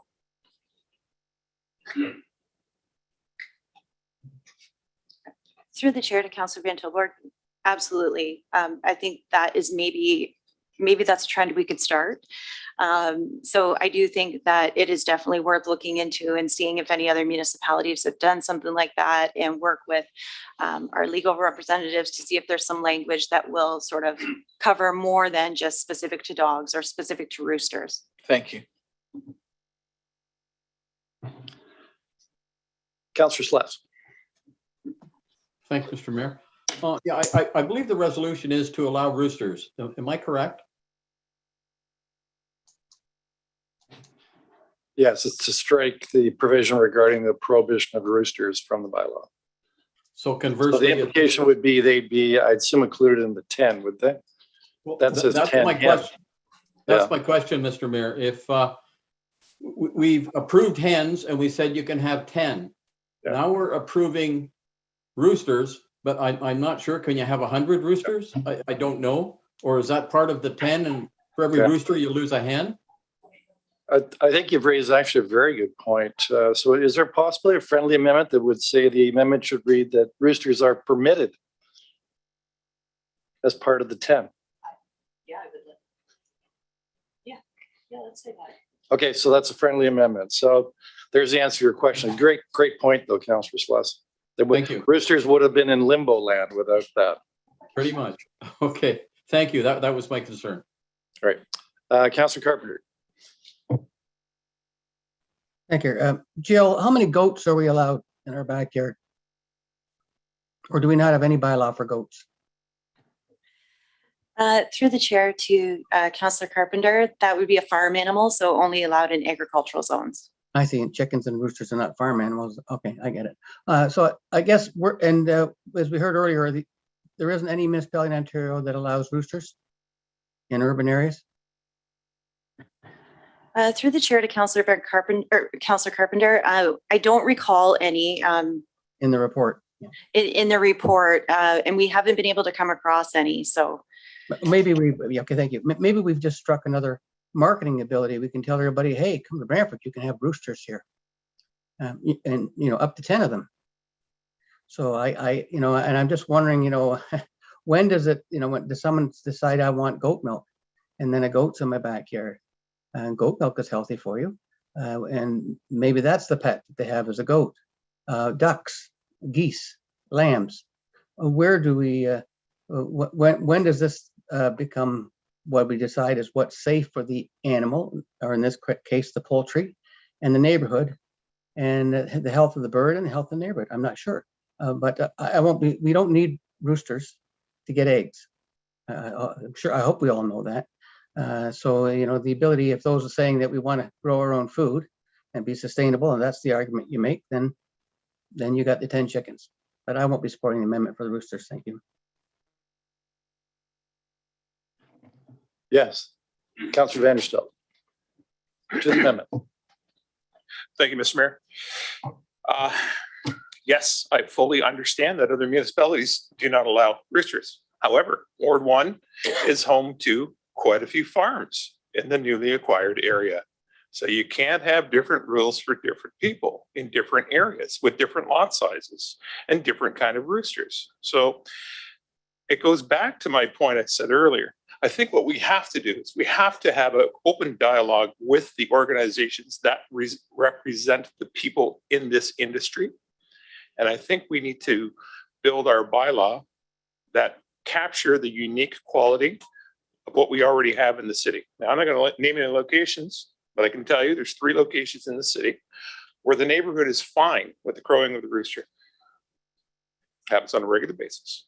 Now, I don't know what frequent would be determined as, Jill, but bottom line is we're trying to match a bylaw with existing conditions with restrictions, and it's going to take a bit more time. I'm looking forward to someone moving a deferral because I don't think we have the answers here tonight. And I think if I could quote a certain gentleman from Ward 3, we're into ad hocery. So thank you.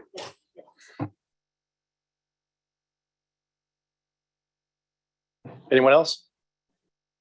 You know, you've already spoken to this amendment. Nice try, Councillor Wall. I'd say this. I live in Ward 4. There were 2 roosters in our neighborhood. And they were the roosters that Councillor Carpenter was talking about. At least one of them was. There's nothing more piercing and loud than a boisterous rooster. And it's a lot different than having a barking dog next to you. And that's why people would have roosters to wake them up, because the sound is so penetrating from some types of roosters. You can hear it from blocks away. And I agree. We live in an urban area, not a rural area. And the county, which is a rural area, does not allow chickens in their urban areas. And I think there's a good reason for that, because as Councillor Carpenter said, you draw a line. And I think the line is fairly drawn, as most municipalities draw it, on roosters. And if we go to 10 hens, it's certainly much more than what other municipalities allow. So I'm content. I'm going to vote against this. I don't think roosters should be permitted. They're going to cause a big problem for some neighborhoods, as they already have in the past. So with that, I think everyone's had a chance to speak, and we'll call the vote on the amendment. Deputy Clerk, can you put the amendment up for us so we're just absolutely clear on what it says? I don't have the option to vote, Chris.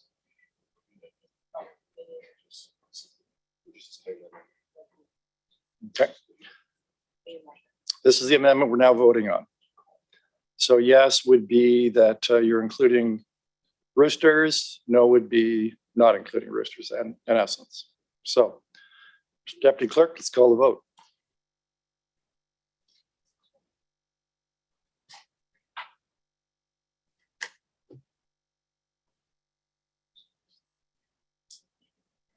Can there be an amendment to the amendment vote?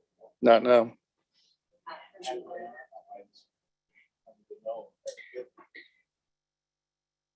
Call the vote.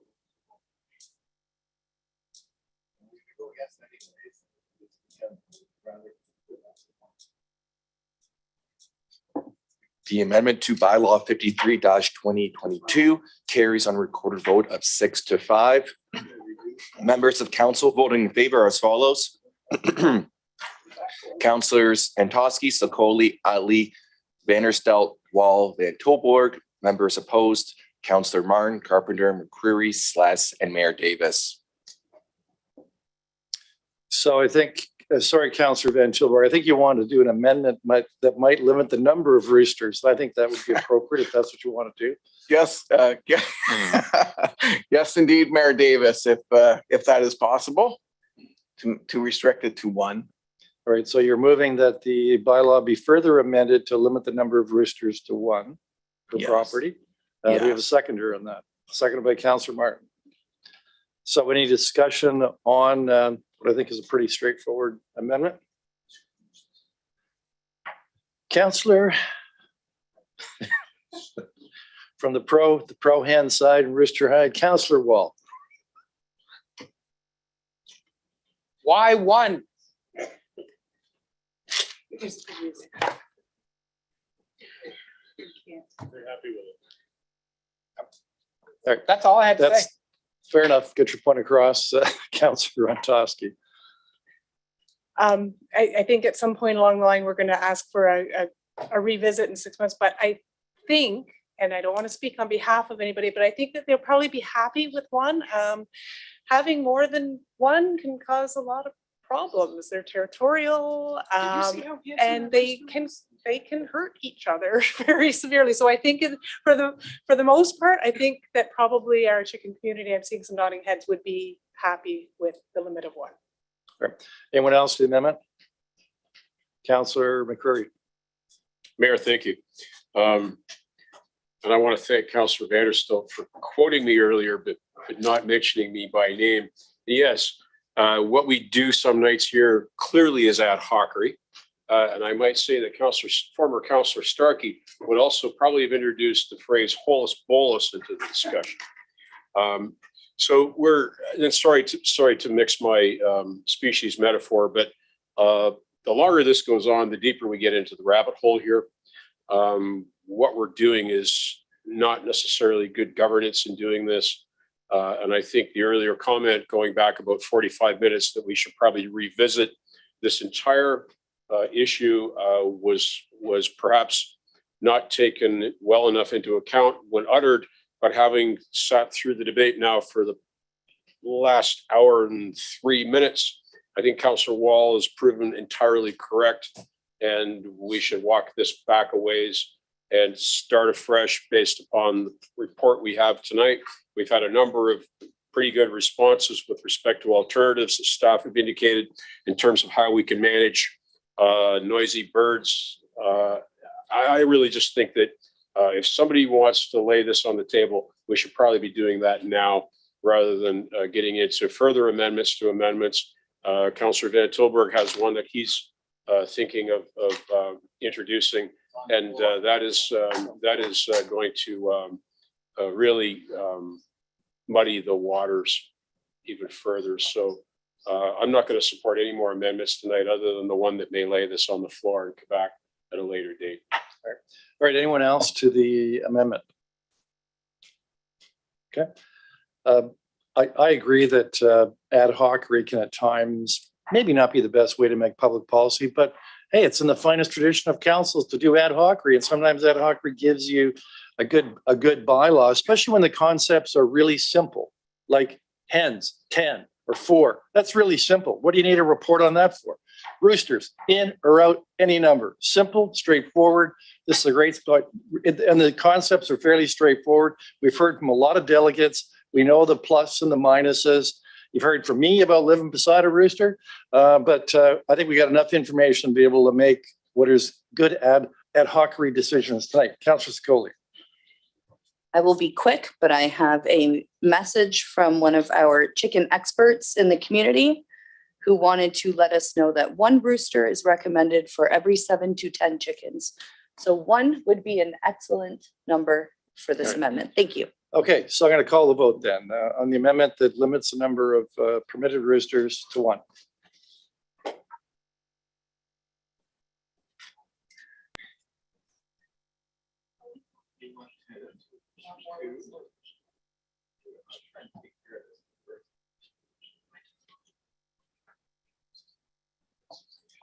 The amendment to bylaw 53-2022 carries on recorded vote of 10-1.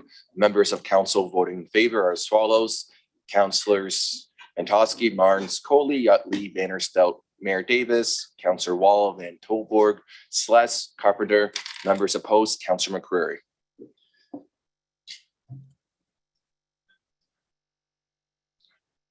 Councillor Wall. Bet you all thought I was chicken to move this deferral, but I'm not. Question for staff real quick before I do. My intent of the deferral would be to move only the chicken portion of this until further consultation with the chicken experts. But before I do that, I want to ensure that that would not change anything to do with chicken owners currently until this came back. Is that right? Through the chair to Councillor Wall, that is correct. The current animal control bylaw would stand. Okay, so let me try to articulate what my deferral looks like regarding the chicken portion of this. Referral?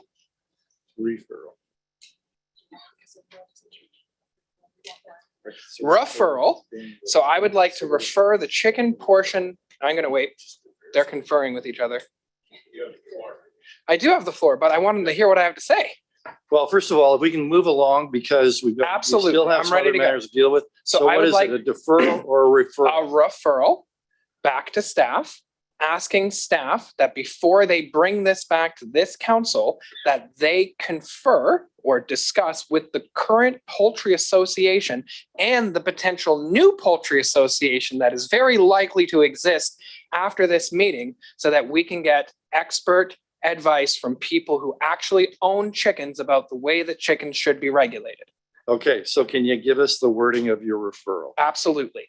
I would like the chicken portions of this bylaw to be referred to staff until such a time that they have had the opportunity to consult with the current poultry association, whose name I can't remember, and the potential poultry association that is going to exist in the near future, and then to report back to this council after they have consulted with actual chicken owners about how chickens should be regulated.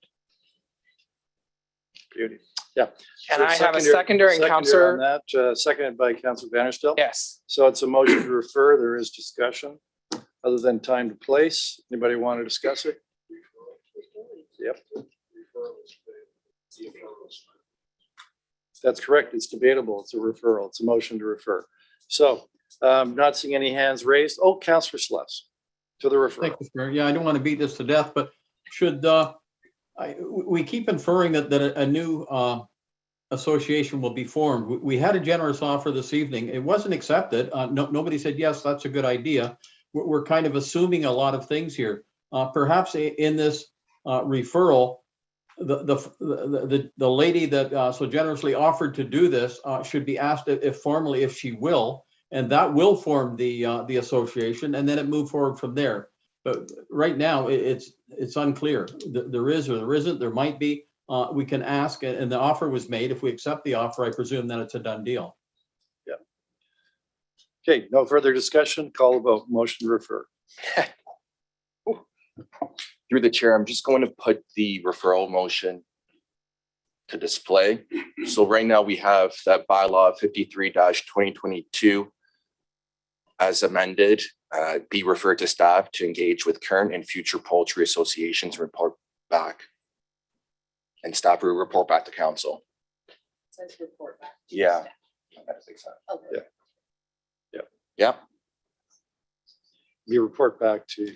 Yeah, that staff report back to council. Yeah. Yeah, staff report back to council. All right, so Councilor Wall, please. All right, so you're content with that? You're the mover. Yes, I am content with that. Good. Okay, we'll call the vote.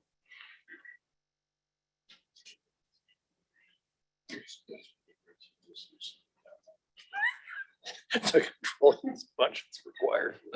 The referral of bylaw 53-2022 carries on a recorded vote of 8-3. Members of council voting in favor as follows: Councillor Santosky, Martin, Ali, Vanderstelt, Wall, Van Tilborg, Celeste, McCurry. Those opposed, Councillors Sokoli, Carpenter, and Mayor Davis. Yeah, I just say this to the members that are in the chamber, like voices really carry in this chamber. So if you're talking to one another, which actually is not permitted by the rules, please keep it very quiet. This is not like the other council chamber. It's very distracting. All right. All right. So let's move to deal with all the items that were separated. So Councillor Utley, would you please read the motion to place all separate items sorry. Oh, yes, we have the other bylaw. So let's, before we do that, we'll go to bylaw 54-2022. It's up for third reading. Any discussion on that? That's the simple one that sets the fee.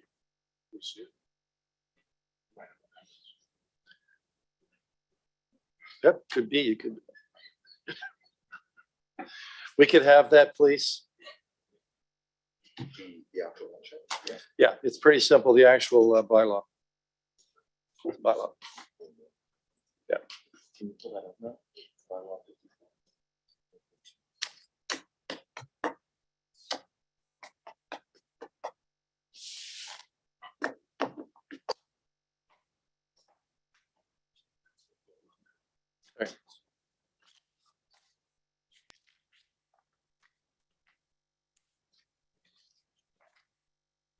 There it is. It's at page 158 of 162 of tonight's report.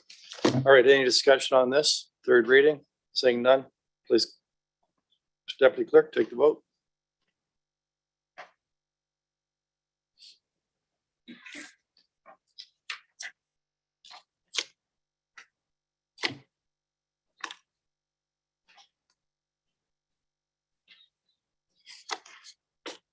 Through the chair, just waiting for Councillor. Oh, there we go. The third reading of bylaw 54/2022 carries on recorded vote of 9-2. Members of council voting in favor as follows: Councillor Smarn, Sokoli, Utley, Vanderstel, Mayor Davis, Councillor Van Tilburg, Sless, McCreary, Carpenter. Those opposed, Councillor Santosky and Wall. All right, Councillor Utley, if you could please move the motion to place separate items on the floor. I certainly will, Mr. Mayor. Thank you. Moved by myself and seconded by my board mate, Councillor John Sless, that all items in the committee reports from 12.1 to 12.5 separated for discussion purposes be approved. All right, so we'll move to the first item that was separated, 12.1.1 housing stability positions. Councillor Martin, you asked for this to be separated. Yes, thank you. Just a question through to staff. This is extending a contract of something that I'm assuming would have been a pilot project. Why did this not come to estimates as an unmet need so that we could deal with it in conjunction with all the other items that form part of our budget? So through the chair, I'm going to ask Mr. Dossetti to speak to the funding that was associated with this particular extension.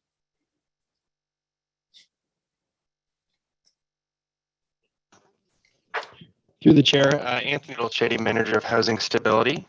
And just out of curiosity, what position are we referring to? Is it the Community Development Coordinator or the Community Housing Outreach Worker? Community Development Coordinator. No problem. So the CDC position is being extended through the use of Reaching Home funding at no cost to the city. This position was first implemented through Reaching Home in 2019, and with some additional incremental funding that's been received through the federal government, we have decided that this position stay in place through the use of basically some underspent admin funding at this time. And is there enough funding for the full 24 months of this extension? Yes, that is correct. Yep. Thank you.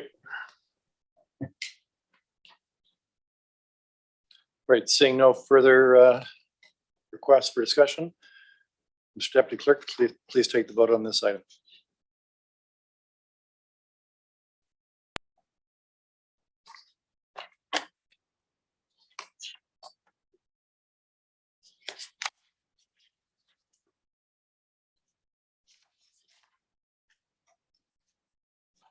Item 12.1.1 of the Human Resources Committee report, housing stability positions, carries unanimously on recorded vote. Members of council voting in favor as follows: Councillor Santosky, Martin, Ali, Vanderstel, Mayor Davis, Councillor Van Tilburg, Sless, McCreary, and Carpenter. Thank you. Next item 12.2.3, the water and wastewater financial plans. Councillor Van Tilburg. Yeah, just briefly, one of the things I did want to talk about before is that they used to always increase the fixed rate, which did make it difficult for people to save money. That it would be like you turned your water down to save money and then the fixed rate was going up. That's not happening this time. People can control their water bill fees, the costs, if they do reduce their consumption. There is a monetary benefit to that. I just wanted to point that out, along with the fact that the rate increase is coming along, and I assume will be on the next bills after we pass this. Thank you.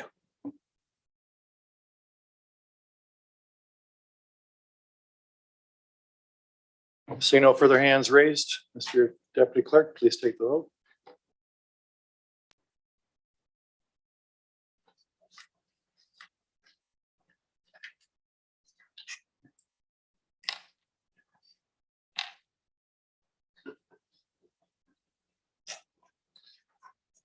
Item 12.2.3 of the Committee of the Whole Operations Report, the 2022 water and wastewater financial plans carries on a recorded vote of 9-1.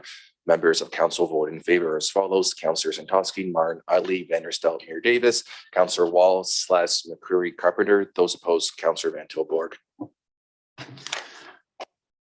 Next, item 12.2.9, Memorial Drive. Councillor Carpenter, you asked for this to be separate. Yes, I asked for my separation just for the vote. Thank you. Any discussion? Seeing none, Deputy Clerk, please take the vote.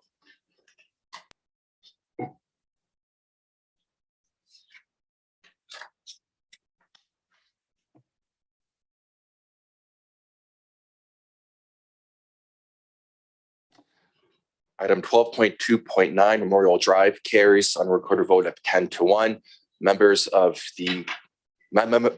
council vote in favor as follows: Councillor Santosky, Martin, Sokoli, Utley, Vanderstel, Mayor Davis, Councillor Wall, Van Tilburg, McCreary. Those opposed, Councillor Councillor Carpenter. My apologies. All right, we'll move to the next matter, which is 12.4.3, the acquisition of 159 Dufferin Ave. Councillor Martin, you asked for this to be separated. Councillor Sluss also has told us he has an amendment that may address some of those concerns, but Well, we let him go first? I'll voice my concerns and we'll see if his amendment addresses them or not. First question through to staff: how was the value for this property determined?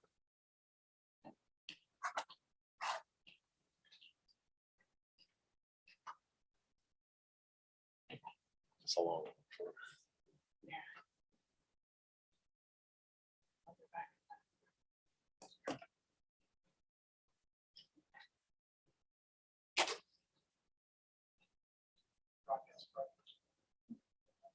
Push the button. Sorry. Ron Gasparetto, manager of real estate. Through the chair to Councillor Martin, the value that was presented was through the property, the executor of the property. Okay, was there an appraisal done on this property? There was, through the chair, there was not an appraisal done. However, we looked at comparables within the area. Did you look at income properties as comparables? We looked at similar properties in the area, not necessarily income properties, as this one was not an income property. Okay, thank you. As an income property, this property is, which is what this is. This is two one-bedroom apartments. And on that basis, you'd be lucky to value it at $300,000 because of the income that you could generate from one-bedroom apartments. If you're looking at it as a lot, which is essentially what we're doing because the plan is to knock the house down, I'm thinking generously it'd be worth $150,000. Now, the comparables that were used were single-family homes. This is currently two one-bedroom apartments. To turn this into a single-family home would take hundreds of thousands of dollars worth of renovations as well as months, which is going to limit your market very substantially. And it's also going to limit the price you're going to get, which brings us back down to the 300,000 K mark. So my question to members of council is simple.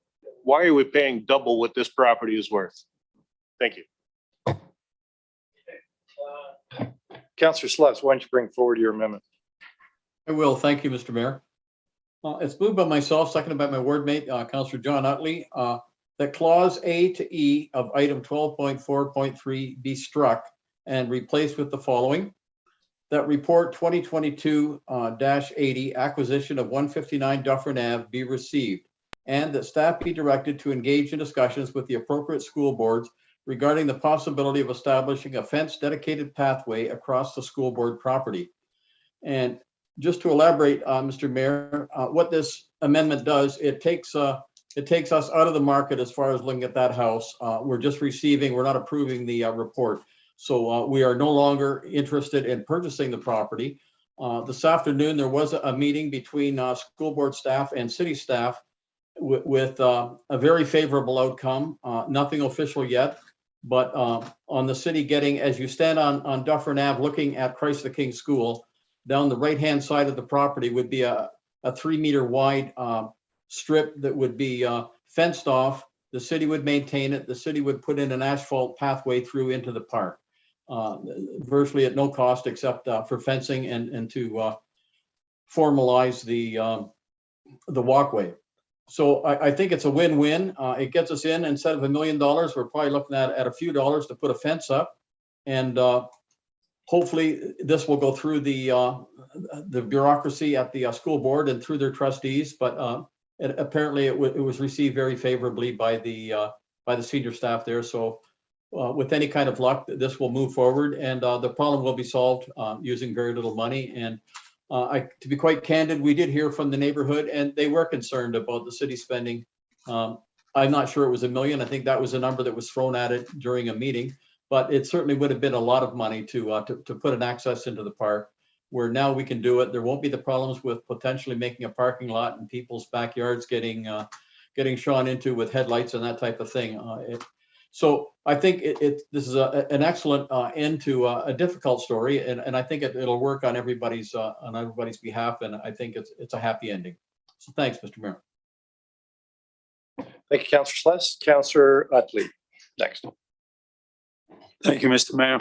I'd like to thank my ward mate for taking the lead on this, as well as CAO Hutchins for approaching the school board on working out a much far cheaper option than what's on the table right now. I want to commend staff, also real estate, for bringing this to us. It's kind of triggered off some additional discussions and options that will make this work out in the best interest of taxpayers and the people that live in the area, as well as the school. I see this is a real win-win-win situation if assuming that the school board approve it. Thank you. Next, Councillor Van Tilburg. I want to thank Councillor Sless for saving me from commenting on the original motion. That saves a lot of hot air. But I will say this, that while I wasn't supporting the original motion, the community was very much not in favor of it, regardless of the access. The overall community was just saying this was too much and not the right time. So I appreciate you coming out there with a solution that'll be affordable, provides the accessibility, and I'm really happy to see that. It answers what my calls were from the community who were saying, please don't support spending. I think it's around $700,000 with the knockdown in that. So that is quite a savings, and you're accomplishing the same thing. I'm very pleased, Councillor Sless and Councillor Utley, seeing this resolution, this amendment. Councillor Vanderstel. Thank you, Mr. Mayor. It's important to make sure that the message does ring out loud and clear and true to the trustees of the estate. Thank you so much on behalf of the city of Brantford. Thank you for your generosity. Thank you for your kindness. Thank you for keeping the needs of the neighborhood in mind in the school as well, to provide access to the park at the back. It was a really wonderful idea. It just didn't seem to work out well for us, but it was a really wonderful thing that you did. When working with the school boards, we find creative solutions like this in a kind of a 50-50 balanced decision that costs a lot of money. I got to hand it to the skill and experience of both Ward 2 councillors and staff to work towards a working solution like this, because it deals with the problem of people trespassing on school property, and it puts them in the park where they belong. So I want to make sure that we thank our donators, or our kind members of our community. We'll pass that on. Thank you, Ron. Councillor Antosky. Thank you, Mayor. I was coming to tonight's meeting prepared to vote against this, and I spoke very favorably of it when we spoke previously. And my colleagues around this table were right. And I did a lot of calling and asked a lot of questions and listened to the residents and had changed my mind. So I'm very happy to see that they've provided a solution that's far more amenable. Thank you to staff for bringing what you knew was probably going to be a difficult thing for us to address. And so I don't have to change my mind, and I'm pretty happy about that. Thanks, everybody. Councilman McCreary. Mayor, thank you very much. Well, this was an opportunity to acquire adjacent land to buttress the square footage of a park. And as we did with the property adjacent Lorne Park, and as we did with the property adjacent the Wayne Gretzky Sports Center, the council tonight, I believe, will be choosing not to exercise that opportunity, which I think is entirely the correct decision. For those who weren't around a number of years ago, I'll remind some of those in this room the torment that some of us took in trying to create a trail on Powerline Road, and I believe it was dubbed the $1 Million Mile. And a quick study of math would have made this the $16 million mile equivalent, paling somewhat the desire of the Powerline Road folks at the time. This amendment also saves us the necessity to knock down 2 affordable housing units and then spend money in climate stuff to rebuild those at a later date. It saves us the capital, which now can possibly be attributed to something else this year, maybe something needful like road paving. We did some of that ahead of schedule on the worst stretch of road in town, which was Paris Road. And this gives us the opportunity to do that as well. So thank you to the ward councilors for pulling a rabbit out of a hat with respect to getting legal access through the school. Folks use it on weekends with the blessing of the school board. Now they use it after hours with the blessing of the school board, but there is sort of a concern with park users in essence trespassing on school property during school hours. So congrats to John and John, councillors Sless and Utley for a decent resolution to deal with the opportunity that was presented to us by the third party. And I might add too that there was some commentary about the viability of this appearing before us in a public venue as opposed to in camera. And we had an explanation from staff at committee level as to why that was appropriate for the circumstance. And I think that explanation was most satisfactory at the time. Okay. To the Zoom participants, Councilor Carpenter. Yes, I'm trying to understand what's going on here. But because before me is a resolution that says the sale be approved of 159 Dufferin Ave, and then it says the acquisition amount of $650 to be funded where it's funded from, capital reserve, so some road work's not getting done. Then it says the bylaw authorizing the purchase of 159 be presented to council. I get that. And the staff report back with the potential uses. So has all that been struck out in the amendment? A, B, C, and D, and then E is the staff report back with the estimate of a total cost of the pathway project. Is that what's left here, or? Because when we have the good question, Councilor Carpenter's perhaps Deputy Clerk.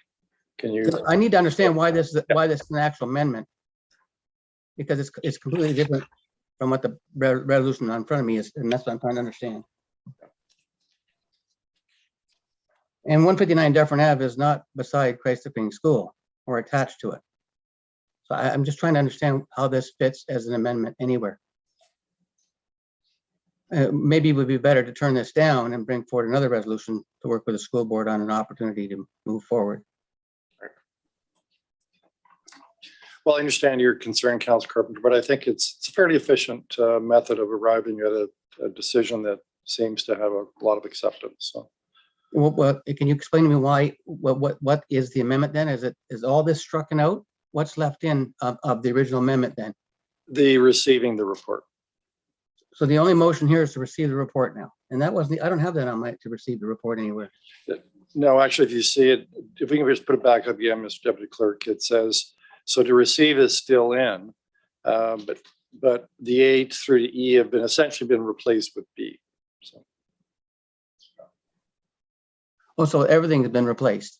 So this is a resolution by substitution. Probably, I think A is really from what was A in the original report, but anyways. I don't see anything here that's original, but I guess if you're allowing it, you're allowing it. Okay, any further discussion? Seeing none, I just wanted to as well thank the ward councillors who generally I like to be guided by what it is the ward councillors believe is important for their ward. And having talked to the ward councillors since our last meeting, I'm very glad to hear that their discussions have been very fruitful in terms of discussing this in greater detail with the neighbors and the residents, exactly what it is they want and how access to the back of Dufferin Park can be facilitated.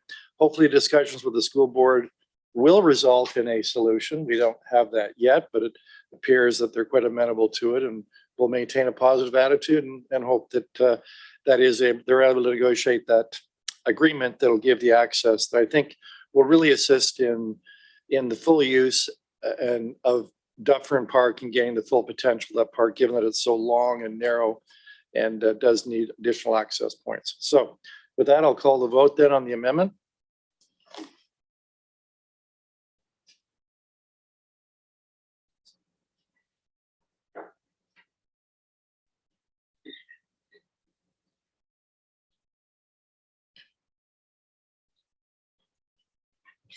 The amendment to item 12.4.3 carries on a recorded vote of 10-1.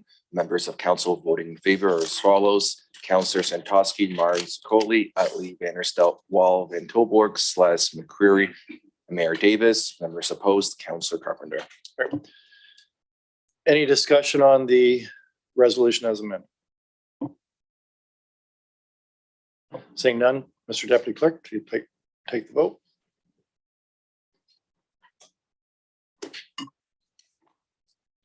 Item 12.4.3, as amended, carries unanimously on a recorded vote. Members of council voting in favor are as follows: Councillor Santosky, Marnes, Coley, Utley, Vanderstelt, Wall, Van Tilburg, Sless, McCreary, Carpenter, and Mayor Davis. All right, so we'll move to item 12.4.1. We're just going back a few items because this is the conflict that Councillor Vanderstelt declared. So we'll deal with it separately. Any discussion? Seeing none, Mr. Deputy Clerk, please take the vote.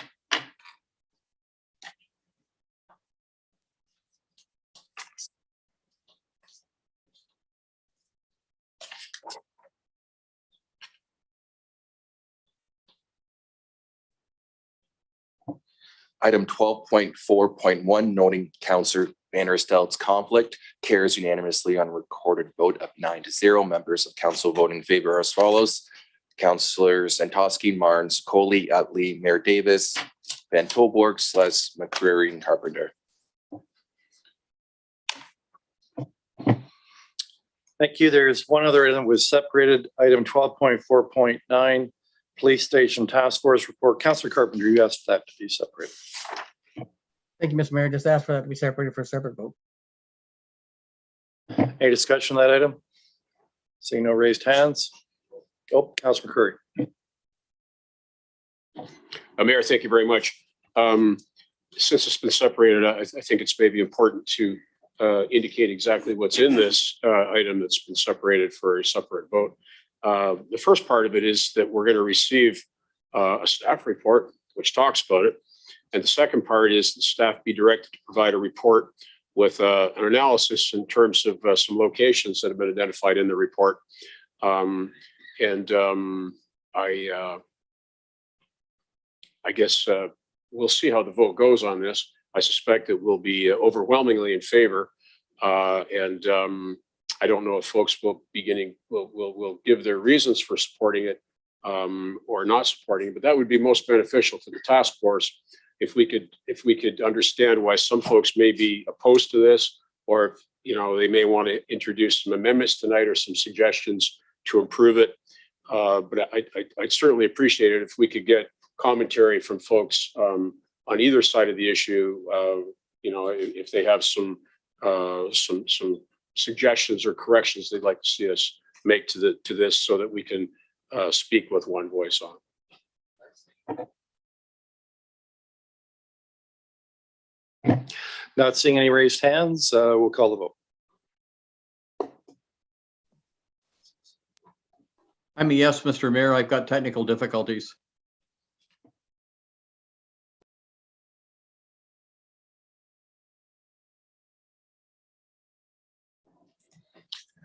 Item 12.4.9, Police Station Task Force Report carries on a recorded vote of 10-1. Members of council voting in favor as follows: Councilors Antosky, Martin, Sokoli, Ali, Vanderstel, Mayor Davis, Wall, Van Tilburg, Celeste, McCreary. Members opposed, Councilor Carpenter. Move on to item that deals with all the items that have been separated. There are no urgent reports before us this evening. There are no resolutions on tonight's agenda, but we do have, there's 4 notices of motion, 2 which include a waiver request. So first of all, Councillor Wall, you've got 2 of them. If you could please read the title of your notices of motions.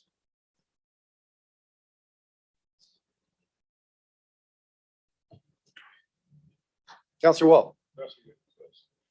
Yes, thank you. I don't see them on my agenda. Yes, I have 2 motions, crossing guard request and rent safe Brantford. Great, thanks very much. So we'll move to item 15.1, which is a motion that I'd like to bring. So Councillor Wall, can you take the chair? Absolutely, Mr. Mayor. So could you please move your motion? So I have 2 motions, at least if the first one passes by 2/3 rule. So I'm bringing a motion to waive the rules so that this resolution can be considered without there having been the usual notice. Do you have a seconder? Seconder, looking for a seconder. Second by Councillor Antosky.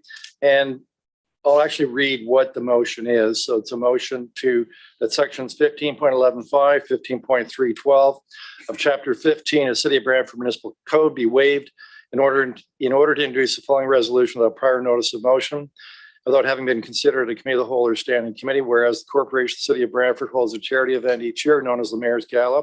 Whereas the 14th Annual Mayor's Gala will be held on April 30th, 2022. Whereas net proceeds from previous Mayor Galas have been provided to local not-for-profit organizations which are deemed to be worthy causes.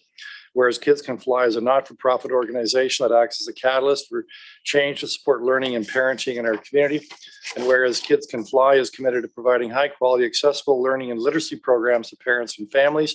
Whereas Kids Can Fly requires financial support to achieve their vision of assisting every child in the city of Brantford and county of Brant soar confidently towards their dreams.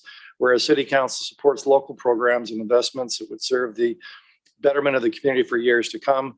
Now therefore be it resolved, the Council of the Corporation City of Brantford hereby designate the net proceeds of the 2022 Mayor's Gala to be provided to Kids Can Fly to support Kids Can Fly early literacy work, specifically Dolly Parton's Imagination Library, and raising awareness of the importance of early literacy in both the City of Brantford and the County of Brant. Since this is a motion to waive the rules, I think I'm required to indicate why I'm bringing this on short notice. The reason why is because the date, we have the date that's available at the venue, and the designated charity has to have the approval of this council. And so we didn't bring this earlier because with the pandemic rules, it would not have been possible.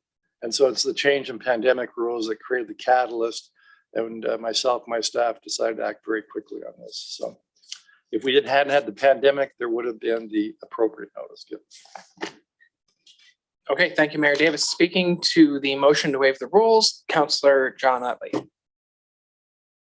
Sorry, Mr. Chair, I'll have to speak when we pass the motion. Okay, seeing no speakers online, no speakers in the room, call to vote on the motion to waive the rules.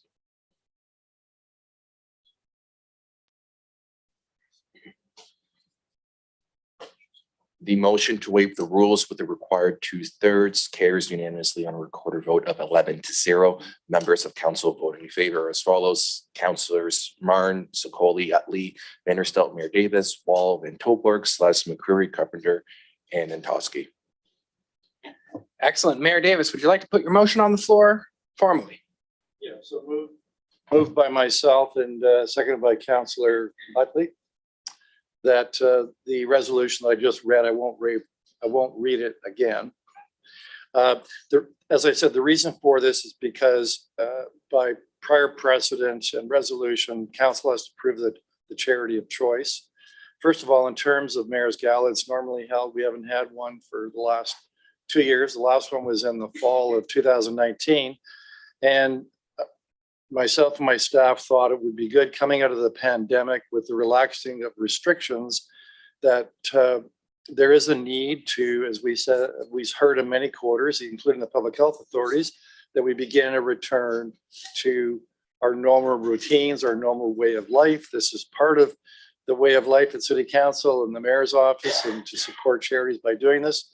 And I can tell you the theme of this one would be, it's a green theme. It's in keeping with renewal, harmony, spring, because usually the Mayor's Gala is in the fall.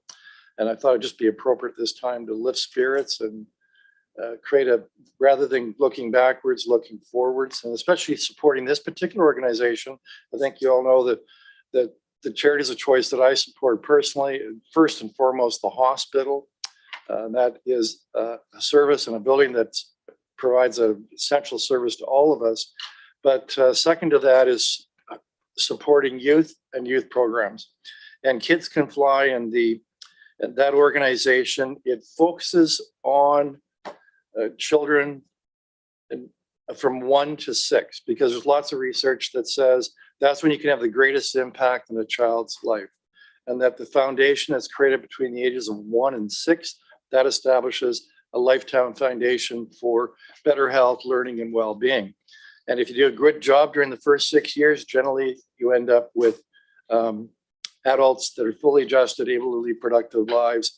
So, and Kids Can Fly is a program, you're probably aware of one particular aspect of the program, which is the Dolly Parton Imagination Library, provides books. The program that provides books to every child who's registered in the program once a month for up to 3, if not 5 years. It encourages children to develop a love of learning and love of books, and also encourages parents to read with their children. So it's a great program. It's a great organization. Any organization that like this, that helps children achieve their and realize their full maximum potential, I think it's well worth our support. So with that, I'll end my comments and hope the committee will approve the charity of choice being Kids Can Fly. Thank you, Mayor Davis. Councillor Utley, floor is yours. Thank you, Mr. Chair. I had the privilege and honor of being one of the founding members and chair of Kids Can Fly for the first 5 years. And I've read a lot of articles about the most successful countries in the world are those that develop their children at a very early age. And the first 5 years are absolutely critical in human development. The human mind develops more in that first 5 years than at any other time in our lifetimes. So those countries, Canada included, that invest in early years development. And people like Dolly Parton, who has created this wonderful imagination library that kids absolutely love, parents love, and it's sort of books you can read to your kids and they can get interest in it and learn and develop how to speak, how to look at things, how to recognize things, and so on and so forth. So I'd like to, I fully support this, absolutely 100%. I'd like to thank the successive boards and board members and chairs over the years of Kids Can Fly. I think they're over 20 years now. Gosh, how time flies. And the wonderful work that they do.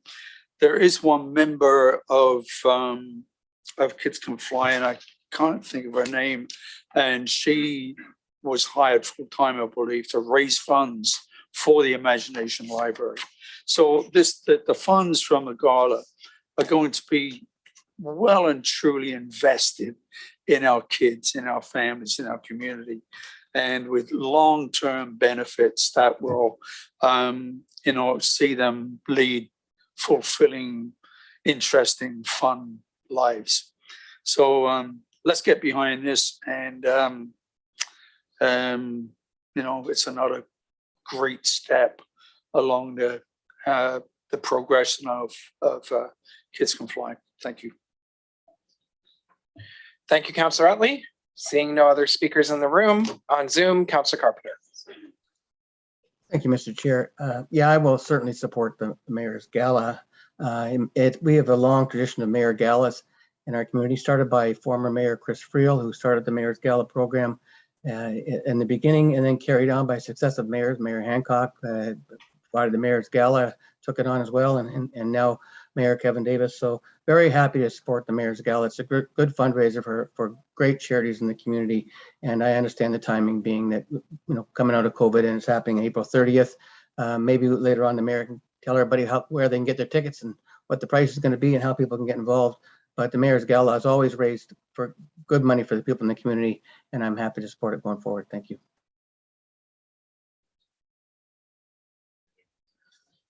Okay, seeing no other speakers, I'll give Mayor Davis an opportunity to wrap on his own motion.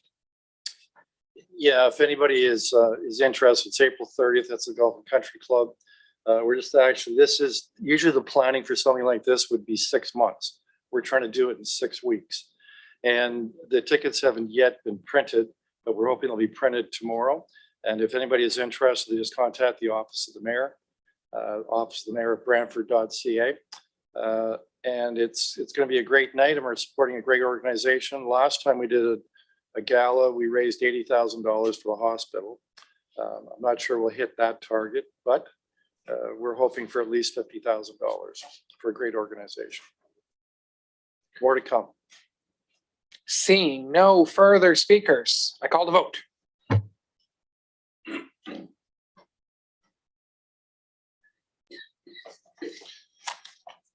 Item 15.1, proceeds from the 14th Annual Mayor's Gala, carries unanimously on a recorded vote of 11-0. Members of council voted in favor are as follows: Councillor Santoski, Martin, Sokoli, Utley, Vanderstelt, Wall, Van Tilborg, Sless, McCreary, Carpenter, and Mayor Davis. Okay.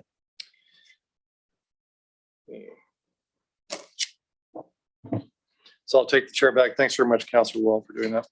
So I'll move. There's one other notice of motion, which also includes a waiver of the rules. And over to you, Councillor McCreary. Mayor, thank you very much. I'm the mover of this, and Councillor Utley is the seconder.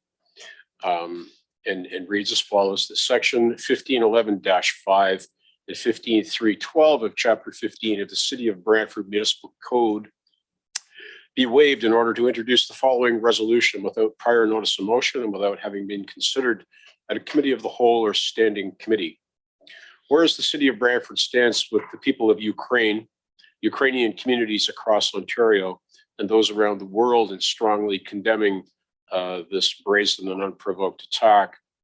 And whereas the City of Brantford has established sister city relationships with 2 other cities internationally in the past, and whereas Kamyanets-Podilsky is a city in Western Ukraine of approximately the same population and size as Brantford, and whereas Sister Cities is a nonpartisan and nonprofit initiative that unites tens of thousands of citizen diplomats and volunteers across 6 continents, and whereas entering into a sister city agreement with Kamyanets-Podilsky will formalize and strengthen the relationship between our 2 cities, and whereas establishing a sister city relationship will provide the City of Brantford an opportunity to support Kamyanets-Podilsky and Ukrainian citizens directly and promises the exchange of meaningful ideas and applicable solutions.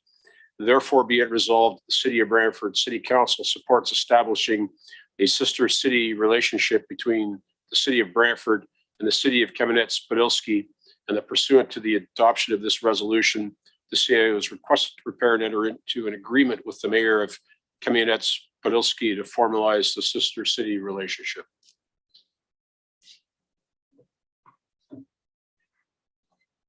All right. Any discussion on the motion to waive? All right. Deputy Clerk, can you please take the vote on the motion to waive, requiring a 2/3 vote to pass?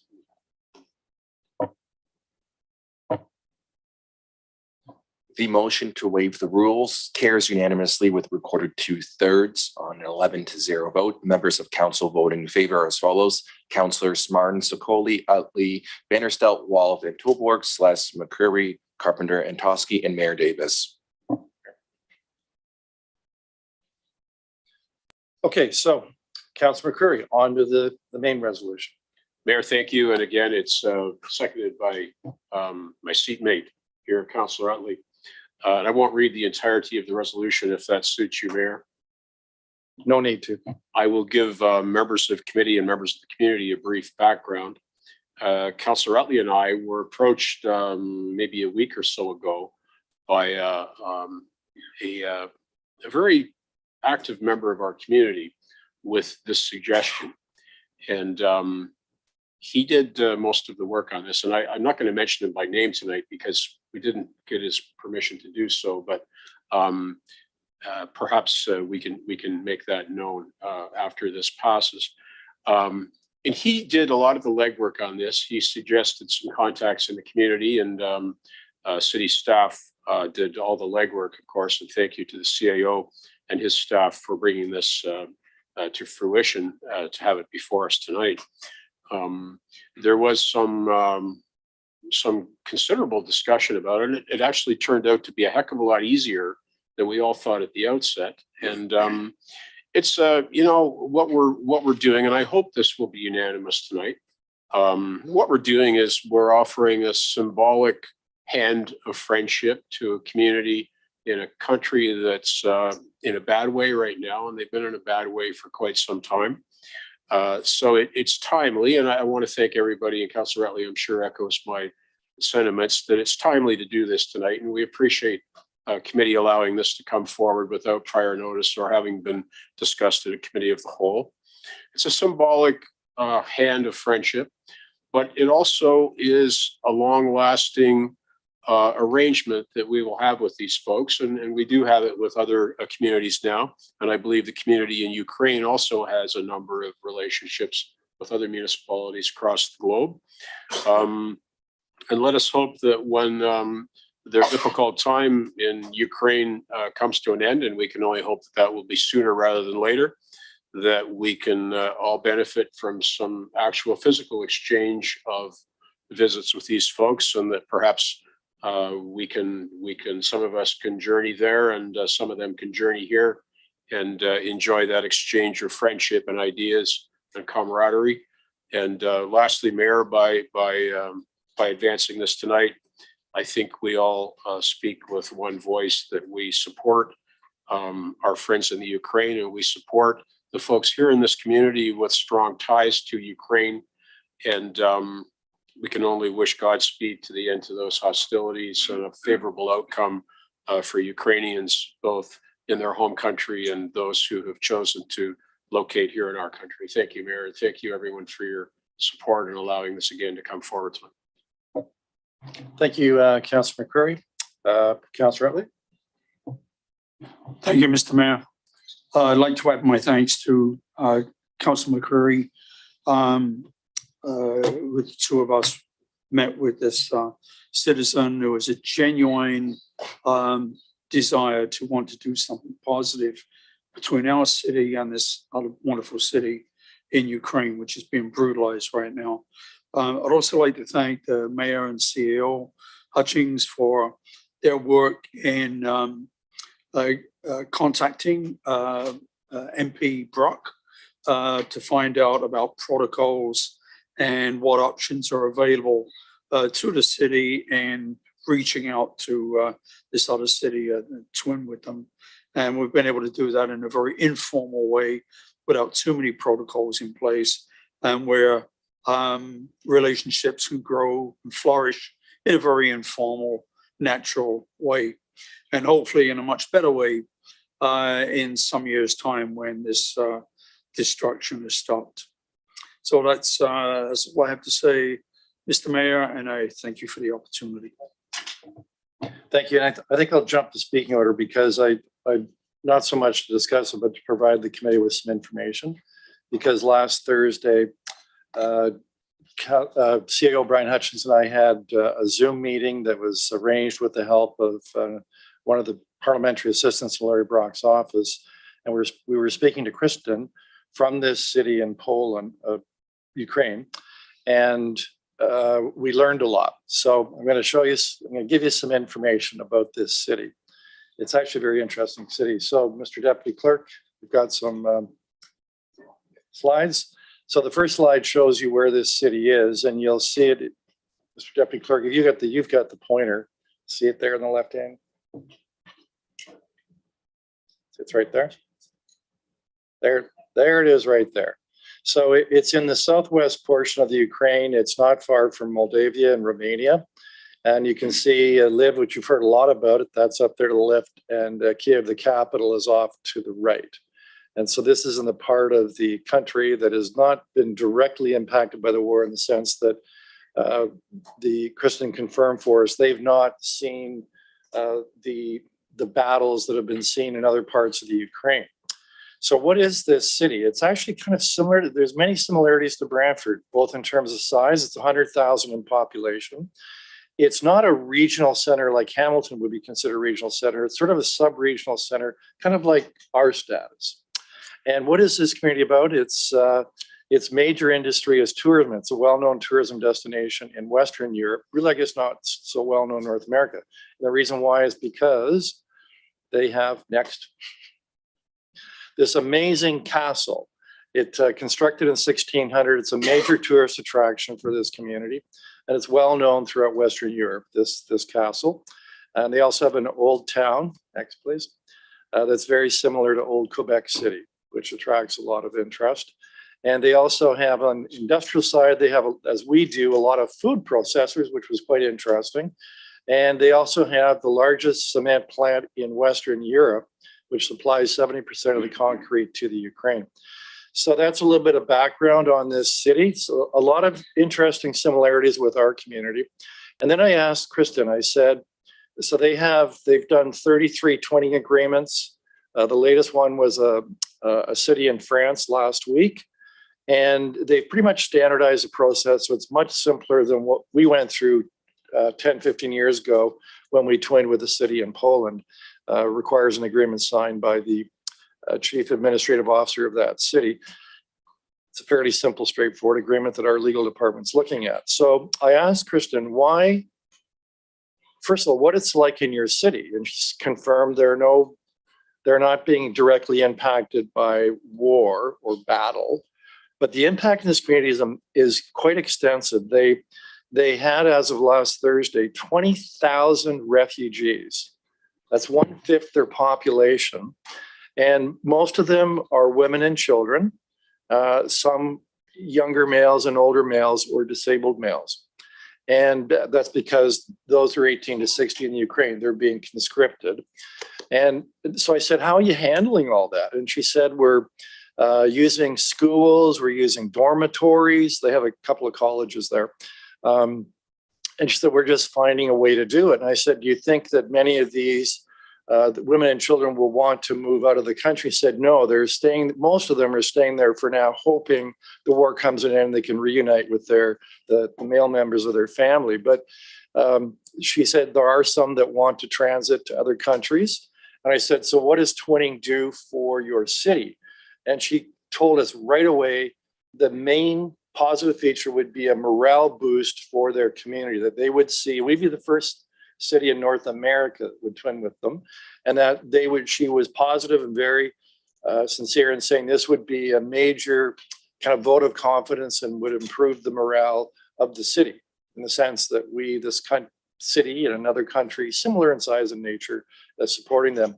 I said, long term, what do you hope might happen? And she said, we're hoping that it would lead to, once the hostilities have ended, because you can't travel, you can't right now, understandably, that it would eventually lead to cultural exchanges. They have a rich culture in this city, and business exchanges, since there's a similarity.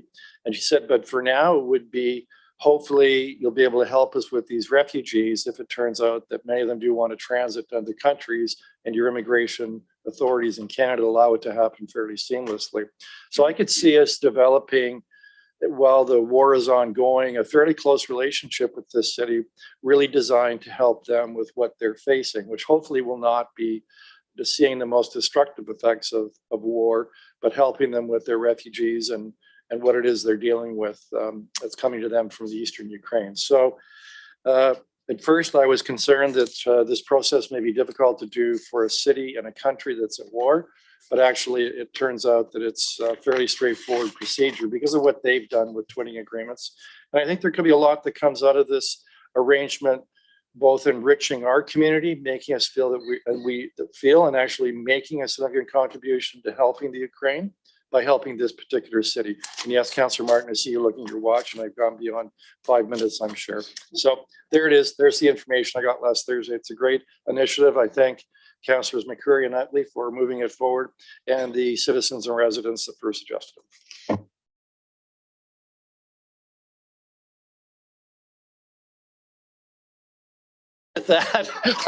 With that, I'm going to go to the speakers that are in the chamber. Sorry, got so worked up.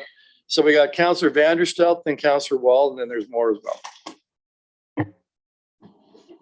Thank you, Mr. Mayor, for that presentation. It does mean a lot to a sister city. It gives me a lot of pride to know that we are among the leaders in sistering with a city that is, it definitely in need.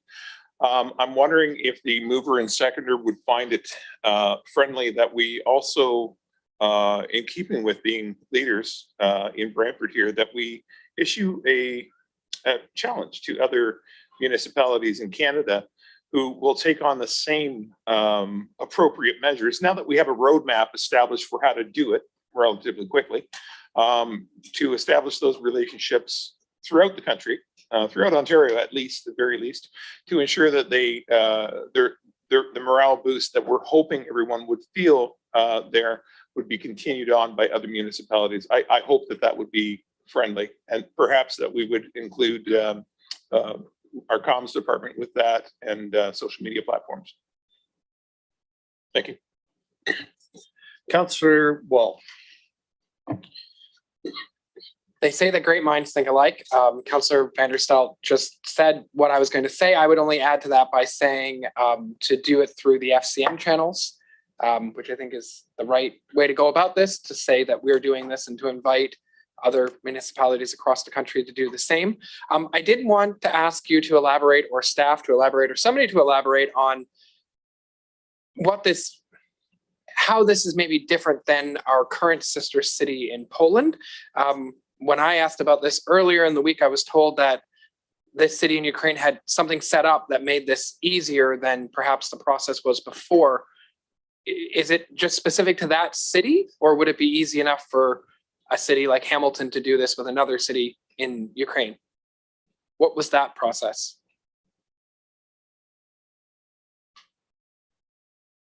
Yeah, it'd be hard to answer that because it was, his name's Walter, he's the PA from Larry Brock's office. He's actually a recent immigrant from the Ukraine. He lived in the Ukraine. He's born in the Ukraine, lived there until about 6 months ago.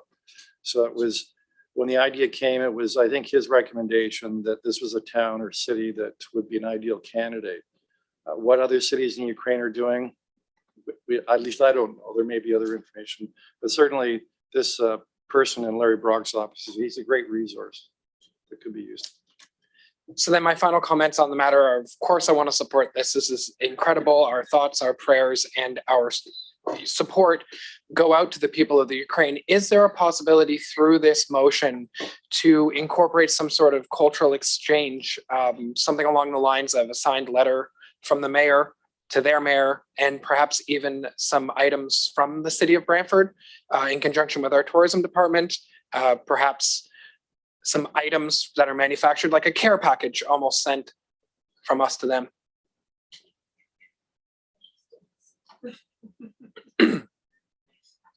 Mr. Hutchings, can you answer that? Yes, through you, Mr. Mayor, Brian Hutchings, CEO. Yes, we're looking at a number of things. I mean, right now, because they're in the midst of being attacked, they've sent a very simple MOU over to us, and we're working on a number of things, such as in the future for things like development of tourism, culture, sports, as well as mutual assistance, which they're looking for right now. But as you said, protection of environments and cultural monuments, and basically looking for any sort of assistance we can provide them at the moment.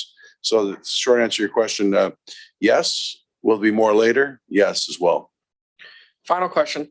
I know I probably got limited time left. It kind of got glossed over at the beginning. This doesn't impact our current sister city status with the city in Poland at all. We can have more than one sister city. Yes. So first of all, no, it doesn't impact it. And yes, we can have more than one sister. You're allowed to have more than one sister, I believe.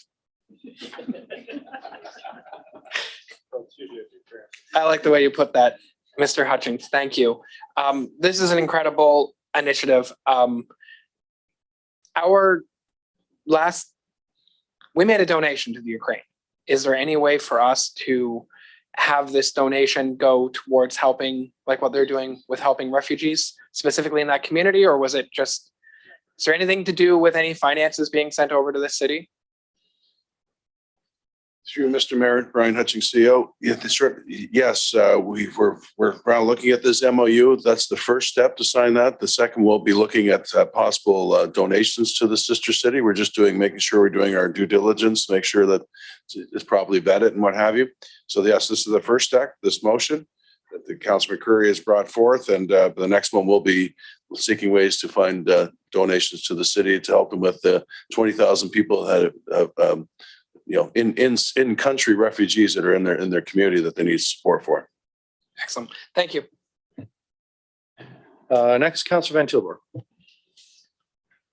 You know, it's funny. I work in Hamilton, but there's some people that work in Hamilton with me from Brantford, and one happens to be a millwright, and was fixing a machine that I use, and all of a sudden he calls me over and he says, "Hey, you're that guy with the city, right?"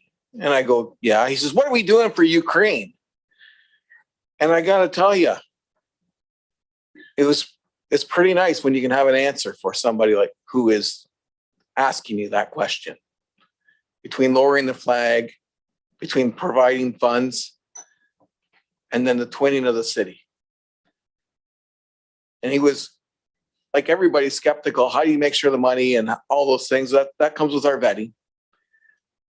But what I think really put the smile on his face is that he's asking about Ukraine because he cares. And it showed that the city wasn't just sitting on their hands and that there's a connection there. And what we're doing is establishing a connection. And I think that is, that part that came back to us, something I didn't think about, that would be a morale booster for that community.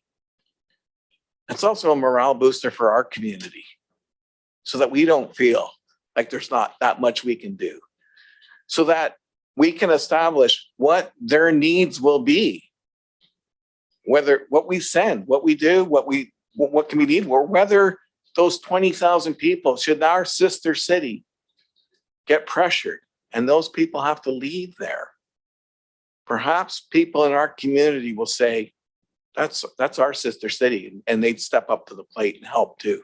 And when we're looking for donations or anything kind of help, it's going to be beyond what the municipality can provide. We can provide that avenue for people for contact on how they want to help. And it will feel more personable because it will be our sister city. So I have not yet actually heard who was the person behind this initiative and before Councilor McCreary got it.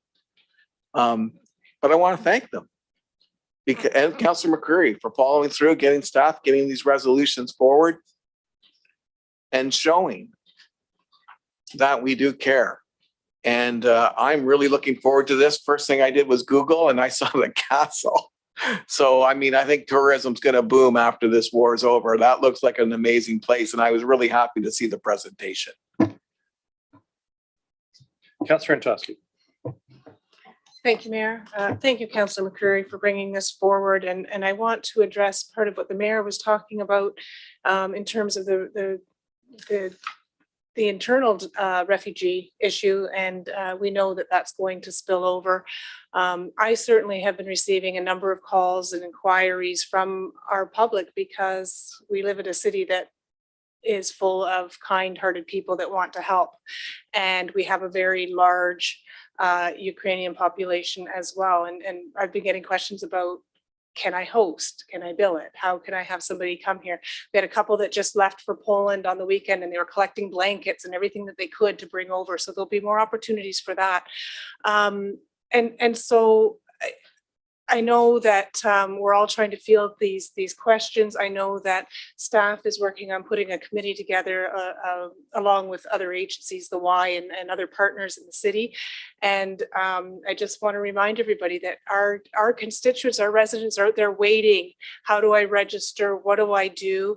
The expectation from this couple that was heading to Poland with some items, they're also going to help the refugees fill out their visa and their paperwork to come over, and they're doing whatever they can to filter them our way.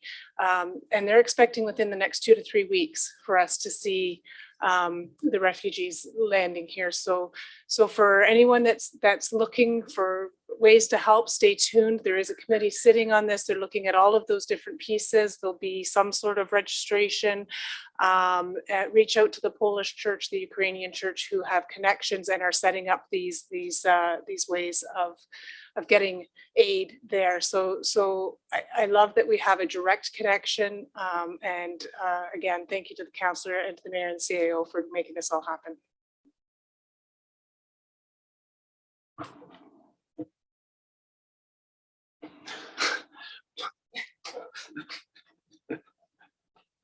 Not seeing any other speakers. Sorry, Councillor Sluss. Thank you, Mr. Mayor. I too would like to congratulate Councillor McCreary and Councillor Utley for bringing this forward. It is very timely, and initially I thought it was symbolic, but I think there's a lot more behind it than symbolic. There's a lot more than symbolism here, and I think it is an opportunity to really uplift a group that really needs uplifting, and to support them in many ways, and they need help in many ways.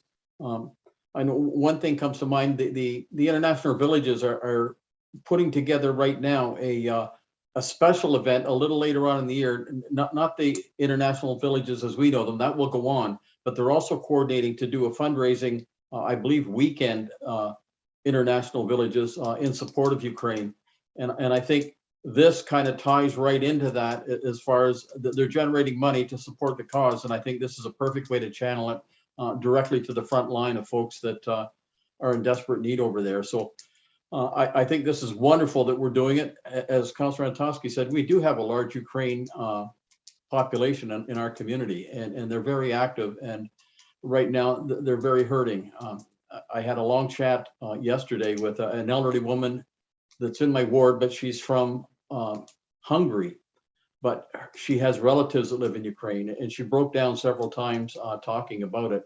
They had been talking by phone, and I guess we see what's going on TV, but the folks that are living there are really living it. And when you hear somebody that's connected right to that front line where things are flying all over the place, it's more horrific. We just go to work every day, and life is kind of normal over here, and it's anything but over there. And I think anything that we can do from where we sit to make their life as best as it can be, as bad as it is, I think we should be doing it. And I think this is one step towards that. And again, congratulations for the folks that brought this forward.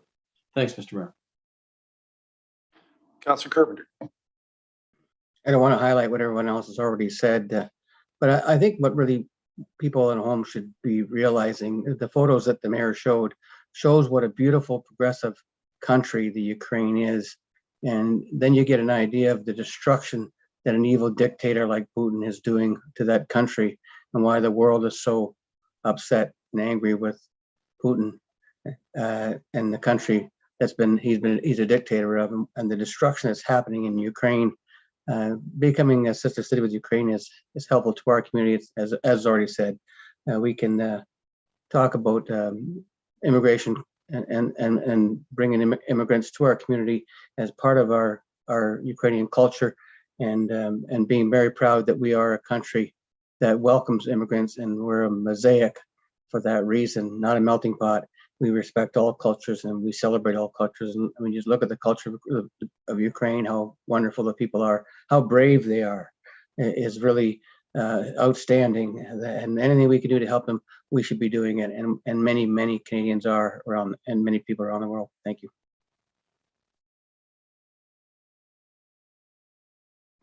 All right, not seeing any other speakers. I'll call the vote, Mr. Deputy Clerk.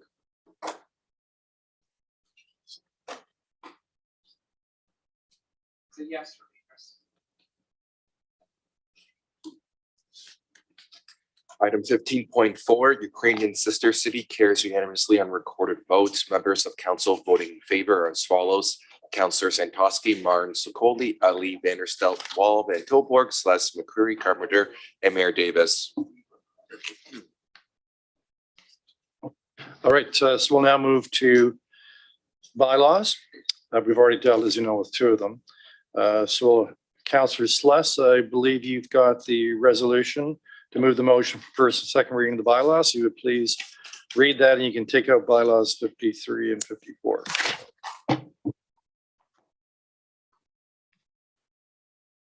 Thank you, Mr. Mayor. I don't actually have it here, but I will. How's that? Yeah, that's good. That helps out considerably. It's moved by myself, seconded by my ward mate, Councillor John Utley. Where are we here? That 37-22 is a bylaw to introduce the execution of agreements individually listed in Schedule A attached here too. I won't go through them all.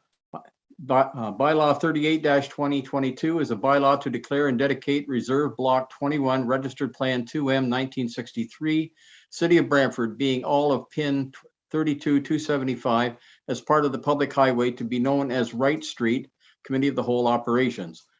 Bylaw 39-2022 is a bylaw to amend Bylaw 37-83, being a bylaw to regulate traffic in the City of Brantford. Bylaw 40-2022, a bylaw to amend Bylaw 144-88, being a bylaw to regulate parking in the City of Brantford Memorial Drive. Bylaw 41-22 is a bylaw to approve the purchase of certain lands and premises within the City of Brantford. Mr. Mayor, I don't think this one is correct. We're not approving the purchase of certain lands and premises, namely 159 Dufferin Ave. That has been scrapped. Yeah, it's being pulled. Yes, thank you. Bylaw 42-2022 is a bylaw to close a portion of an unnamed road near Morel Street, 2022-146, Committee of the Whole. Bylaw 43-2022 is a bylaw to declare and dedicate part lot block A between Clench, Kerr, and Phelps Track, City of Brantford, being Part 2 Reference Plan 2R8617, City of Brantford, being part of PIN 32068, as part public highway known as Gillespie Drive. 44-2022 is a bylaw to declare and dedicate part block A between Clench, Kerr, and Phelps Church Track, City of Brantford, Part 4, Reference 2R817, City of Brantford, part of public highway known as B Crescent. Bylaw 45-22 is a bylaw to amend Bylaw 144-88, being a bylaw to regulate parking in the City of Brantford, McGinnis Drive. Bylaw 46-2022 is a bylaw to amend Bylaw 144-88, being a bylaw to regulate parking in the City of Brantford, Ada Avenue. Bylaw 47-2022 is a bylaw for the City of Brantford to relieve certain part lots of blocks from provisions of Section 50, Part 5 of Planning Act, RSO 1990. Bylaw 48-2022, if the clerk could please roll that up, is a bylaw to establish tax ratios for general purposes for the year 2022. Bylaw 49-22 is a bylaw to set tax rate reductions for prescribed property classes for general purposes for the year 2022. Bylaw 50-2022 is a bylaw to establish rates of taxation for general purposes for the year 2022. Bylaw 51-2022 is a bylaw to amend Bylaw 160-90, being a bylaw to regulate the use of lands and the location and use of buildings and structures in the City of Brantford, 461 Blackburn Drive.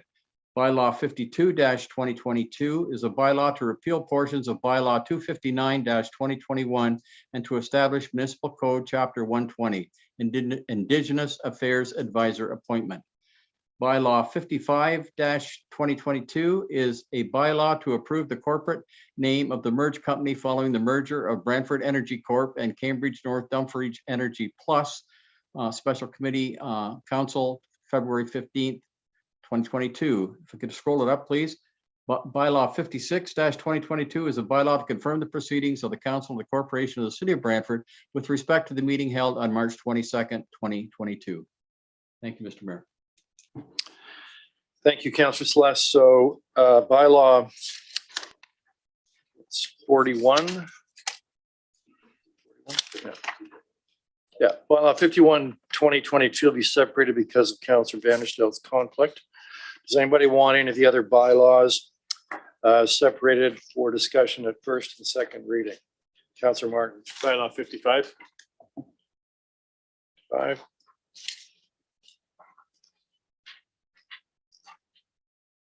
Councillor Carpenter. Bylaw 50.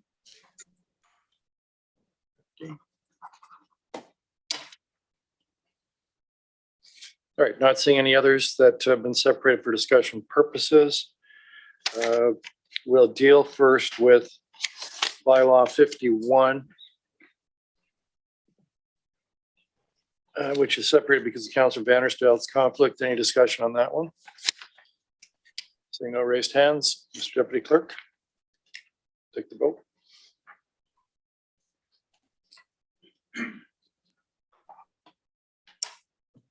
Yes.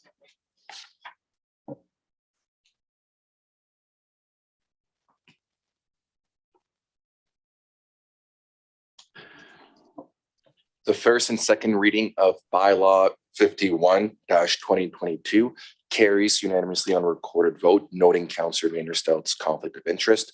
Members of council voting in favor are as follows: Councillor Santoski, Martin Sicoli, Utley, Wall, Van Tilburg, Celeste McCurry, Carpenter, and Mayor Davis. So we'll go to the other one that was separated, bylaw 50. Any discussion on that?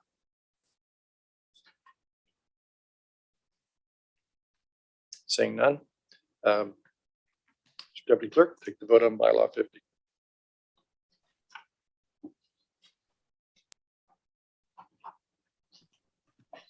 The first and second reading of bylaw 50-2022 carries on a recorded vote of 9-1. Members of council voting in favor are as follows: Councillor Santoski, Martin Sicoli, Utley, Wall, Van Tilburg, Celeste McCurry, and Mayor Davis. Members opposed, Councillor Carpenter. I have no idea. It says I'm asking, but I wasn't. All right, so we'll move to bylaw 55. Councillor Martin. Thank you, Mr. Mayor. This is a bylaw to approve the name for the merger that's going ahead after negotiations with Cambridge and North Dumfries for our energy companies. And what the bylaw doesn't say is the name of the merged entity that's been approved by our council as well as the other councils involved. And the name for the new entity is going to be Grand Bridge as one word. And there was a company that was hired to look into the branding and naming of the new company. And we picked something that's new to all the communities involved so that there isn't a feeling of a takeover instead of a proper merger. And I'd also like to say that the Ontario Energy Board has given approval to the merger agreement. So this, I believe that's the last hurdle that we have to pass in order for this merger to go ahead. It's looking like this is going to be a great deal for all the communities involved as our dividends will increase. And I look forward to this merged entity giving good service to the citizens of Brantford. Thank you.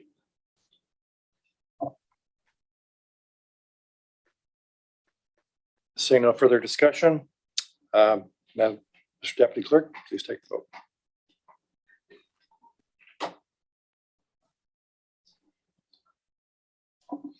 The first and second reading of bylaw 55-2022 carries on a recorded vote of 10-1. Members of council voting in favor are as follows: Councillors Santosky, Martin, Sokoli, Ali, Vanderstel, Wall, Van Tilburg, Celeste, McCreary, and Mayor Davis. Members opposed, Councillor Carpenter.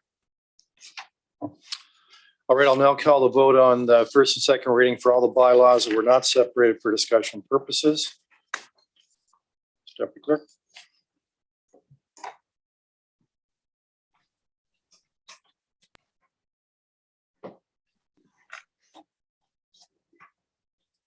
The first and second reading of all bylaws not separated for discussion purposes carries unanimously on recorded vote. Members of the committee voting in favor are as follows: Councillor Santosky, Martin, Sokoli, Ali, Vanderstel, Mayor Davis, Councillor Wall, Van Tilburg, Celeste, McCreary, and Carpenter.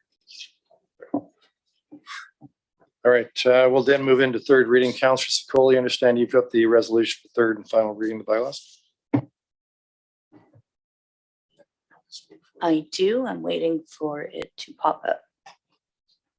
Moved by myself and seconded by my ward mate, Councillor Vanderstel, that all bylaws having received a first and second reading be taken as read a third time and be finally passed and signed by the mayor and clerk. All right, so again, I'll ask, does anybody want any of these bylaws separated for discussion purposes or voting? And 51 already separated because of Councillor Vanderstel's conflict. Councillor Carpenter, do you want 50 separated? And 55, please. Yeah.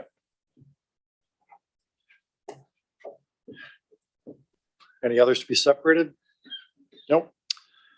All right, let's, Deputy Clerk, let's take the vote on bylaw 51, the conflict that Councillor Vanderstel has.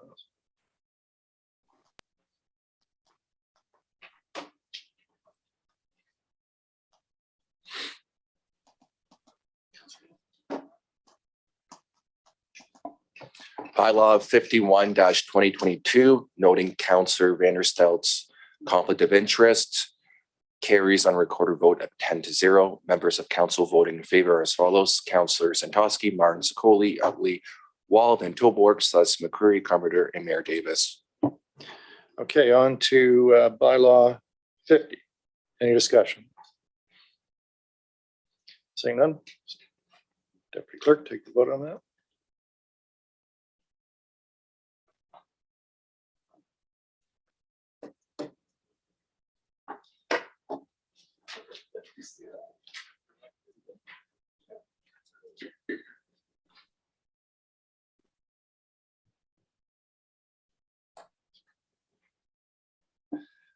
The third reading of bylaw 50/2022 carries on recorded vote of 10-1. Members of council voting in favor are as follows: Councillors Vanderstel, Santosky, Martin, Sokoli, Utley, Mayor Davis, Councillor Wall, Van Tilburg, Celeste, McCreary. Members opposed, Councillor Carpenter. So on to bylaw 55 then. Any discussion? Seeing none, please take the vote.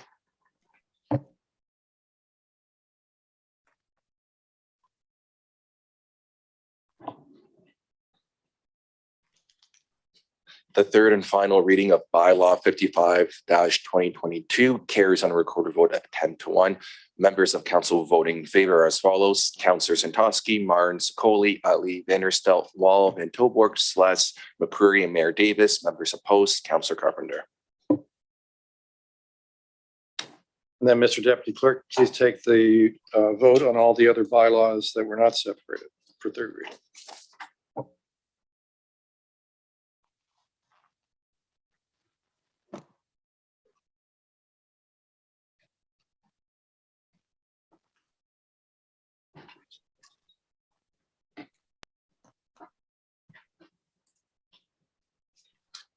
All bylaws not separated for third reading carries unanimously on a recorded vote of 11-0. Members of council voting in favor are as follows: Councillors Santosky, Martin, Sokoli, Utley, Vanderstel, Wall, Van Tilburg, Celeste, McCreary, Carpenter, and Mayor Davis. So as I sign the bylaws, we'll go around the table, beginning for announcements, ward announcements. Councillor Sokoli. Thank you. I do have some announcements this week. So I had great meeting last night with the neighborhood association, and we have all of these awesome plans to do a litter cleanup day, which was tentatively set for April 9th, but we may move it to align with the date that the city is doing it, which I believe is April 22nd or 23rd. So there will be more information to all the residents in Ward 1 coming forward soon about a really awesome day to get out there and clean up our parks and our trails and just make it all really beautiful for all the kids all summer. And then we are working on a ward meeting in the next few weeks in the McGuinness area to look at perhaps putting some stop signs in that area. So if you have any input on any areas or intersections that you think would benefit from some more traffic control, please stay tuned for more information on that ward meeting soon. And that's all I have. Great. So Councillor Utley. Thank you, Mr. Mayor. A couple of things. One is just great segue from Councillor Sicoli. Spring's here, and it's time for clean up our parks and streets and roadways and shrubs where all the litter is collected through the winter months. So it's the weather's a little bit better, and get out there, go for a walk, and carry a little bag with you to pick up litter while you're at it. And then next month, we've got Earth Week and Earth Day. I think it's April 22, 23. So it'll be another great opportunity to get out there in groups of people, neighborhood associations, any type of association, get out there and do your part and make our city beautiful. Thank you.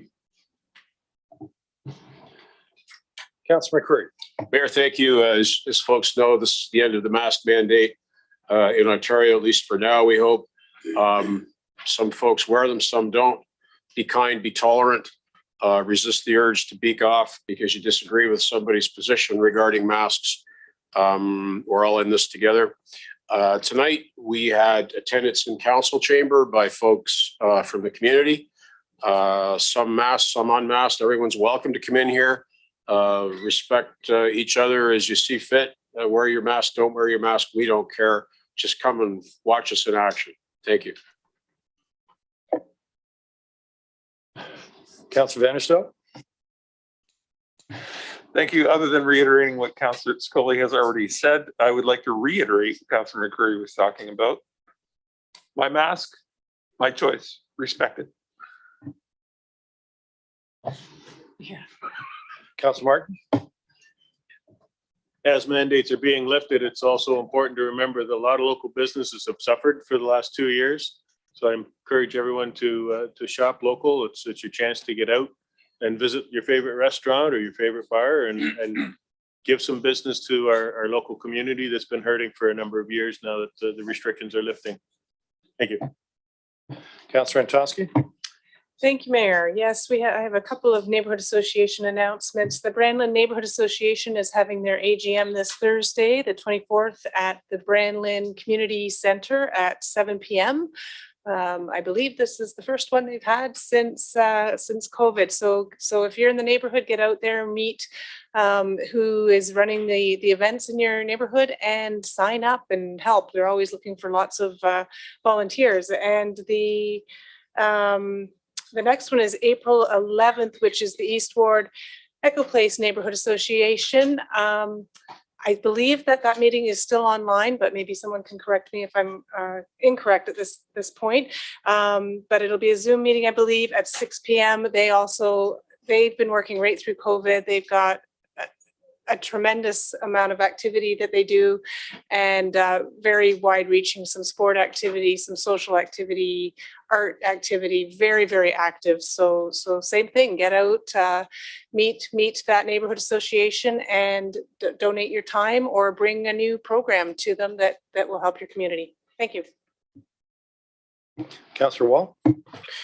Thank you, Mayor Davis. Yeah, I also want to reiterate some of the comments that Councillor McCreary and Councillor Vanderstel made regarding face coverings. You will notice many members of our community are choosing to wear them and many are choosing not to. And just if we can remember to be respectful of one's choice for their attire. If I want to wear a jacket or a tie, I'll wear a jacket or a tie. If I want to wear a face covering, I'll wear a face covering, right? That's completely up to somebody else. I'd also like to amplify the voice of some of our service workers. Everyone is just getting back to normal. Not even normal, whatever this new normal is. And sometimes it might take a little longer to get your food out of the kitchen, or it might take a little longer to go into the back to find a product, or a lot of businesses are short-staffed. And if we could just remember that they're just people like us, and to be respectful and to be polite and to be patient as we try to figure out how we're going to be moving forward.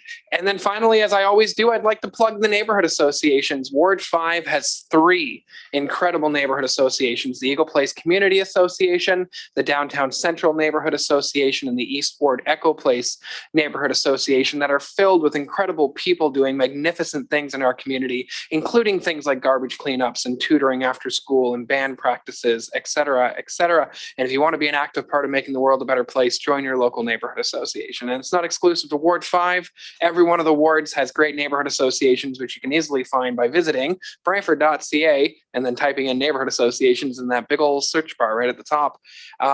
That's really all I want to say. I love you. Good night. Councillor Carpenter.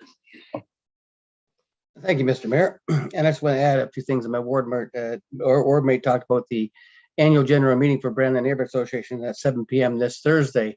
There is vacancies on the board, so if you're interested in being involved in the board, certainly show up and run for a position, or just show up and vote for those and show the support for those that are on the executive there.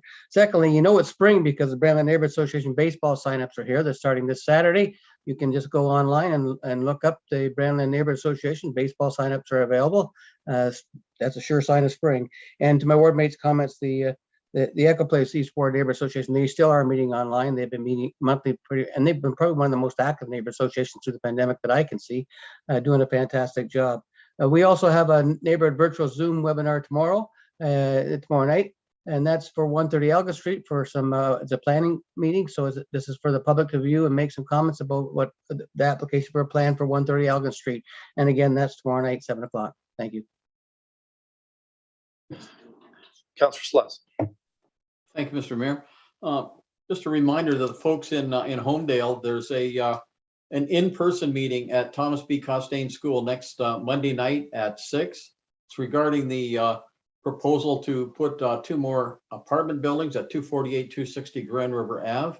I know there's a lot of discussion about that in the neighborhood, especially on social media. So this is your opportunity. The proponent will be there, city staff will be there, and Councillor Utley and myself will be there. So it's a good opportunity to come down and participate and help shape your neighborhood. So we'd like to see you there next Monday night, Thomas B. Costain at 6 o'clock. Thanks, Mr. Mayor.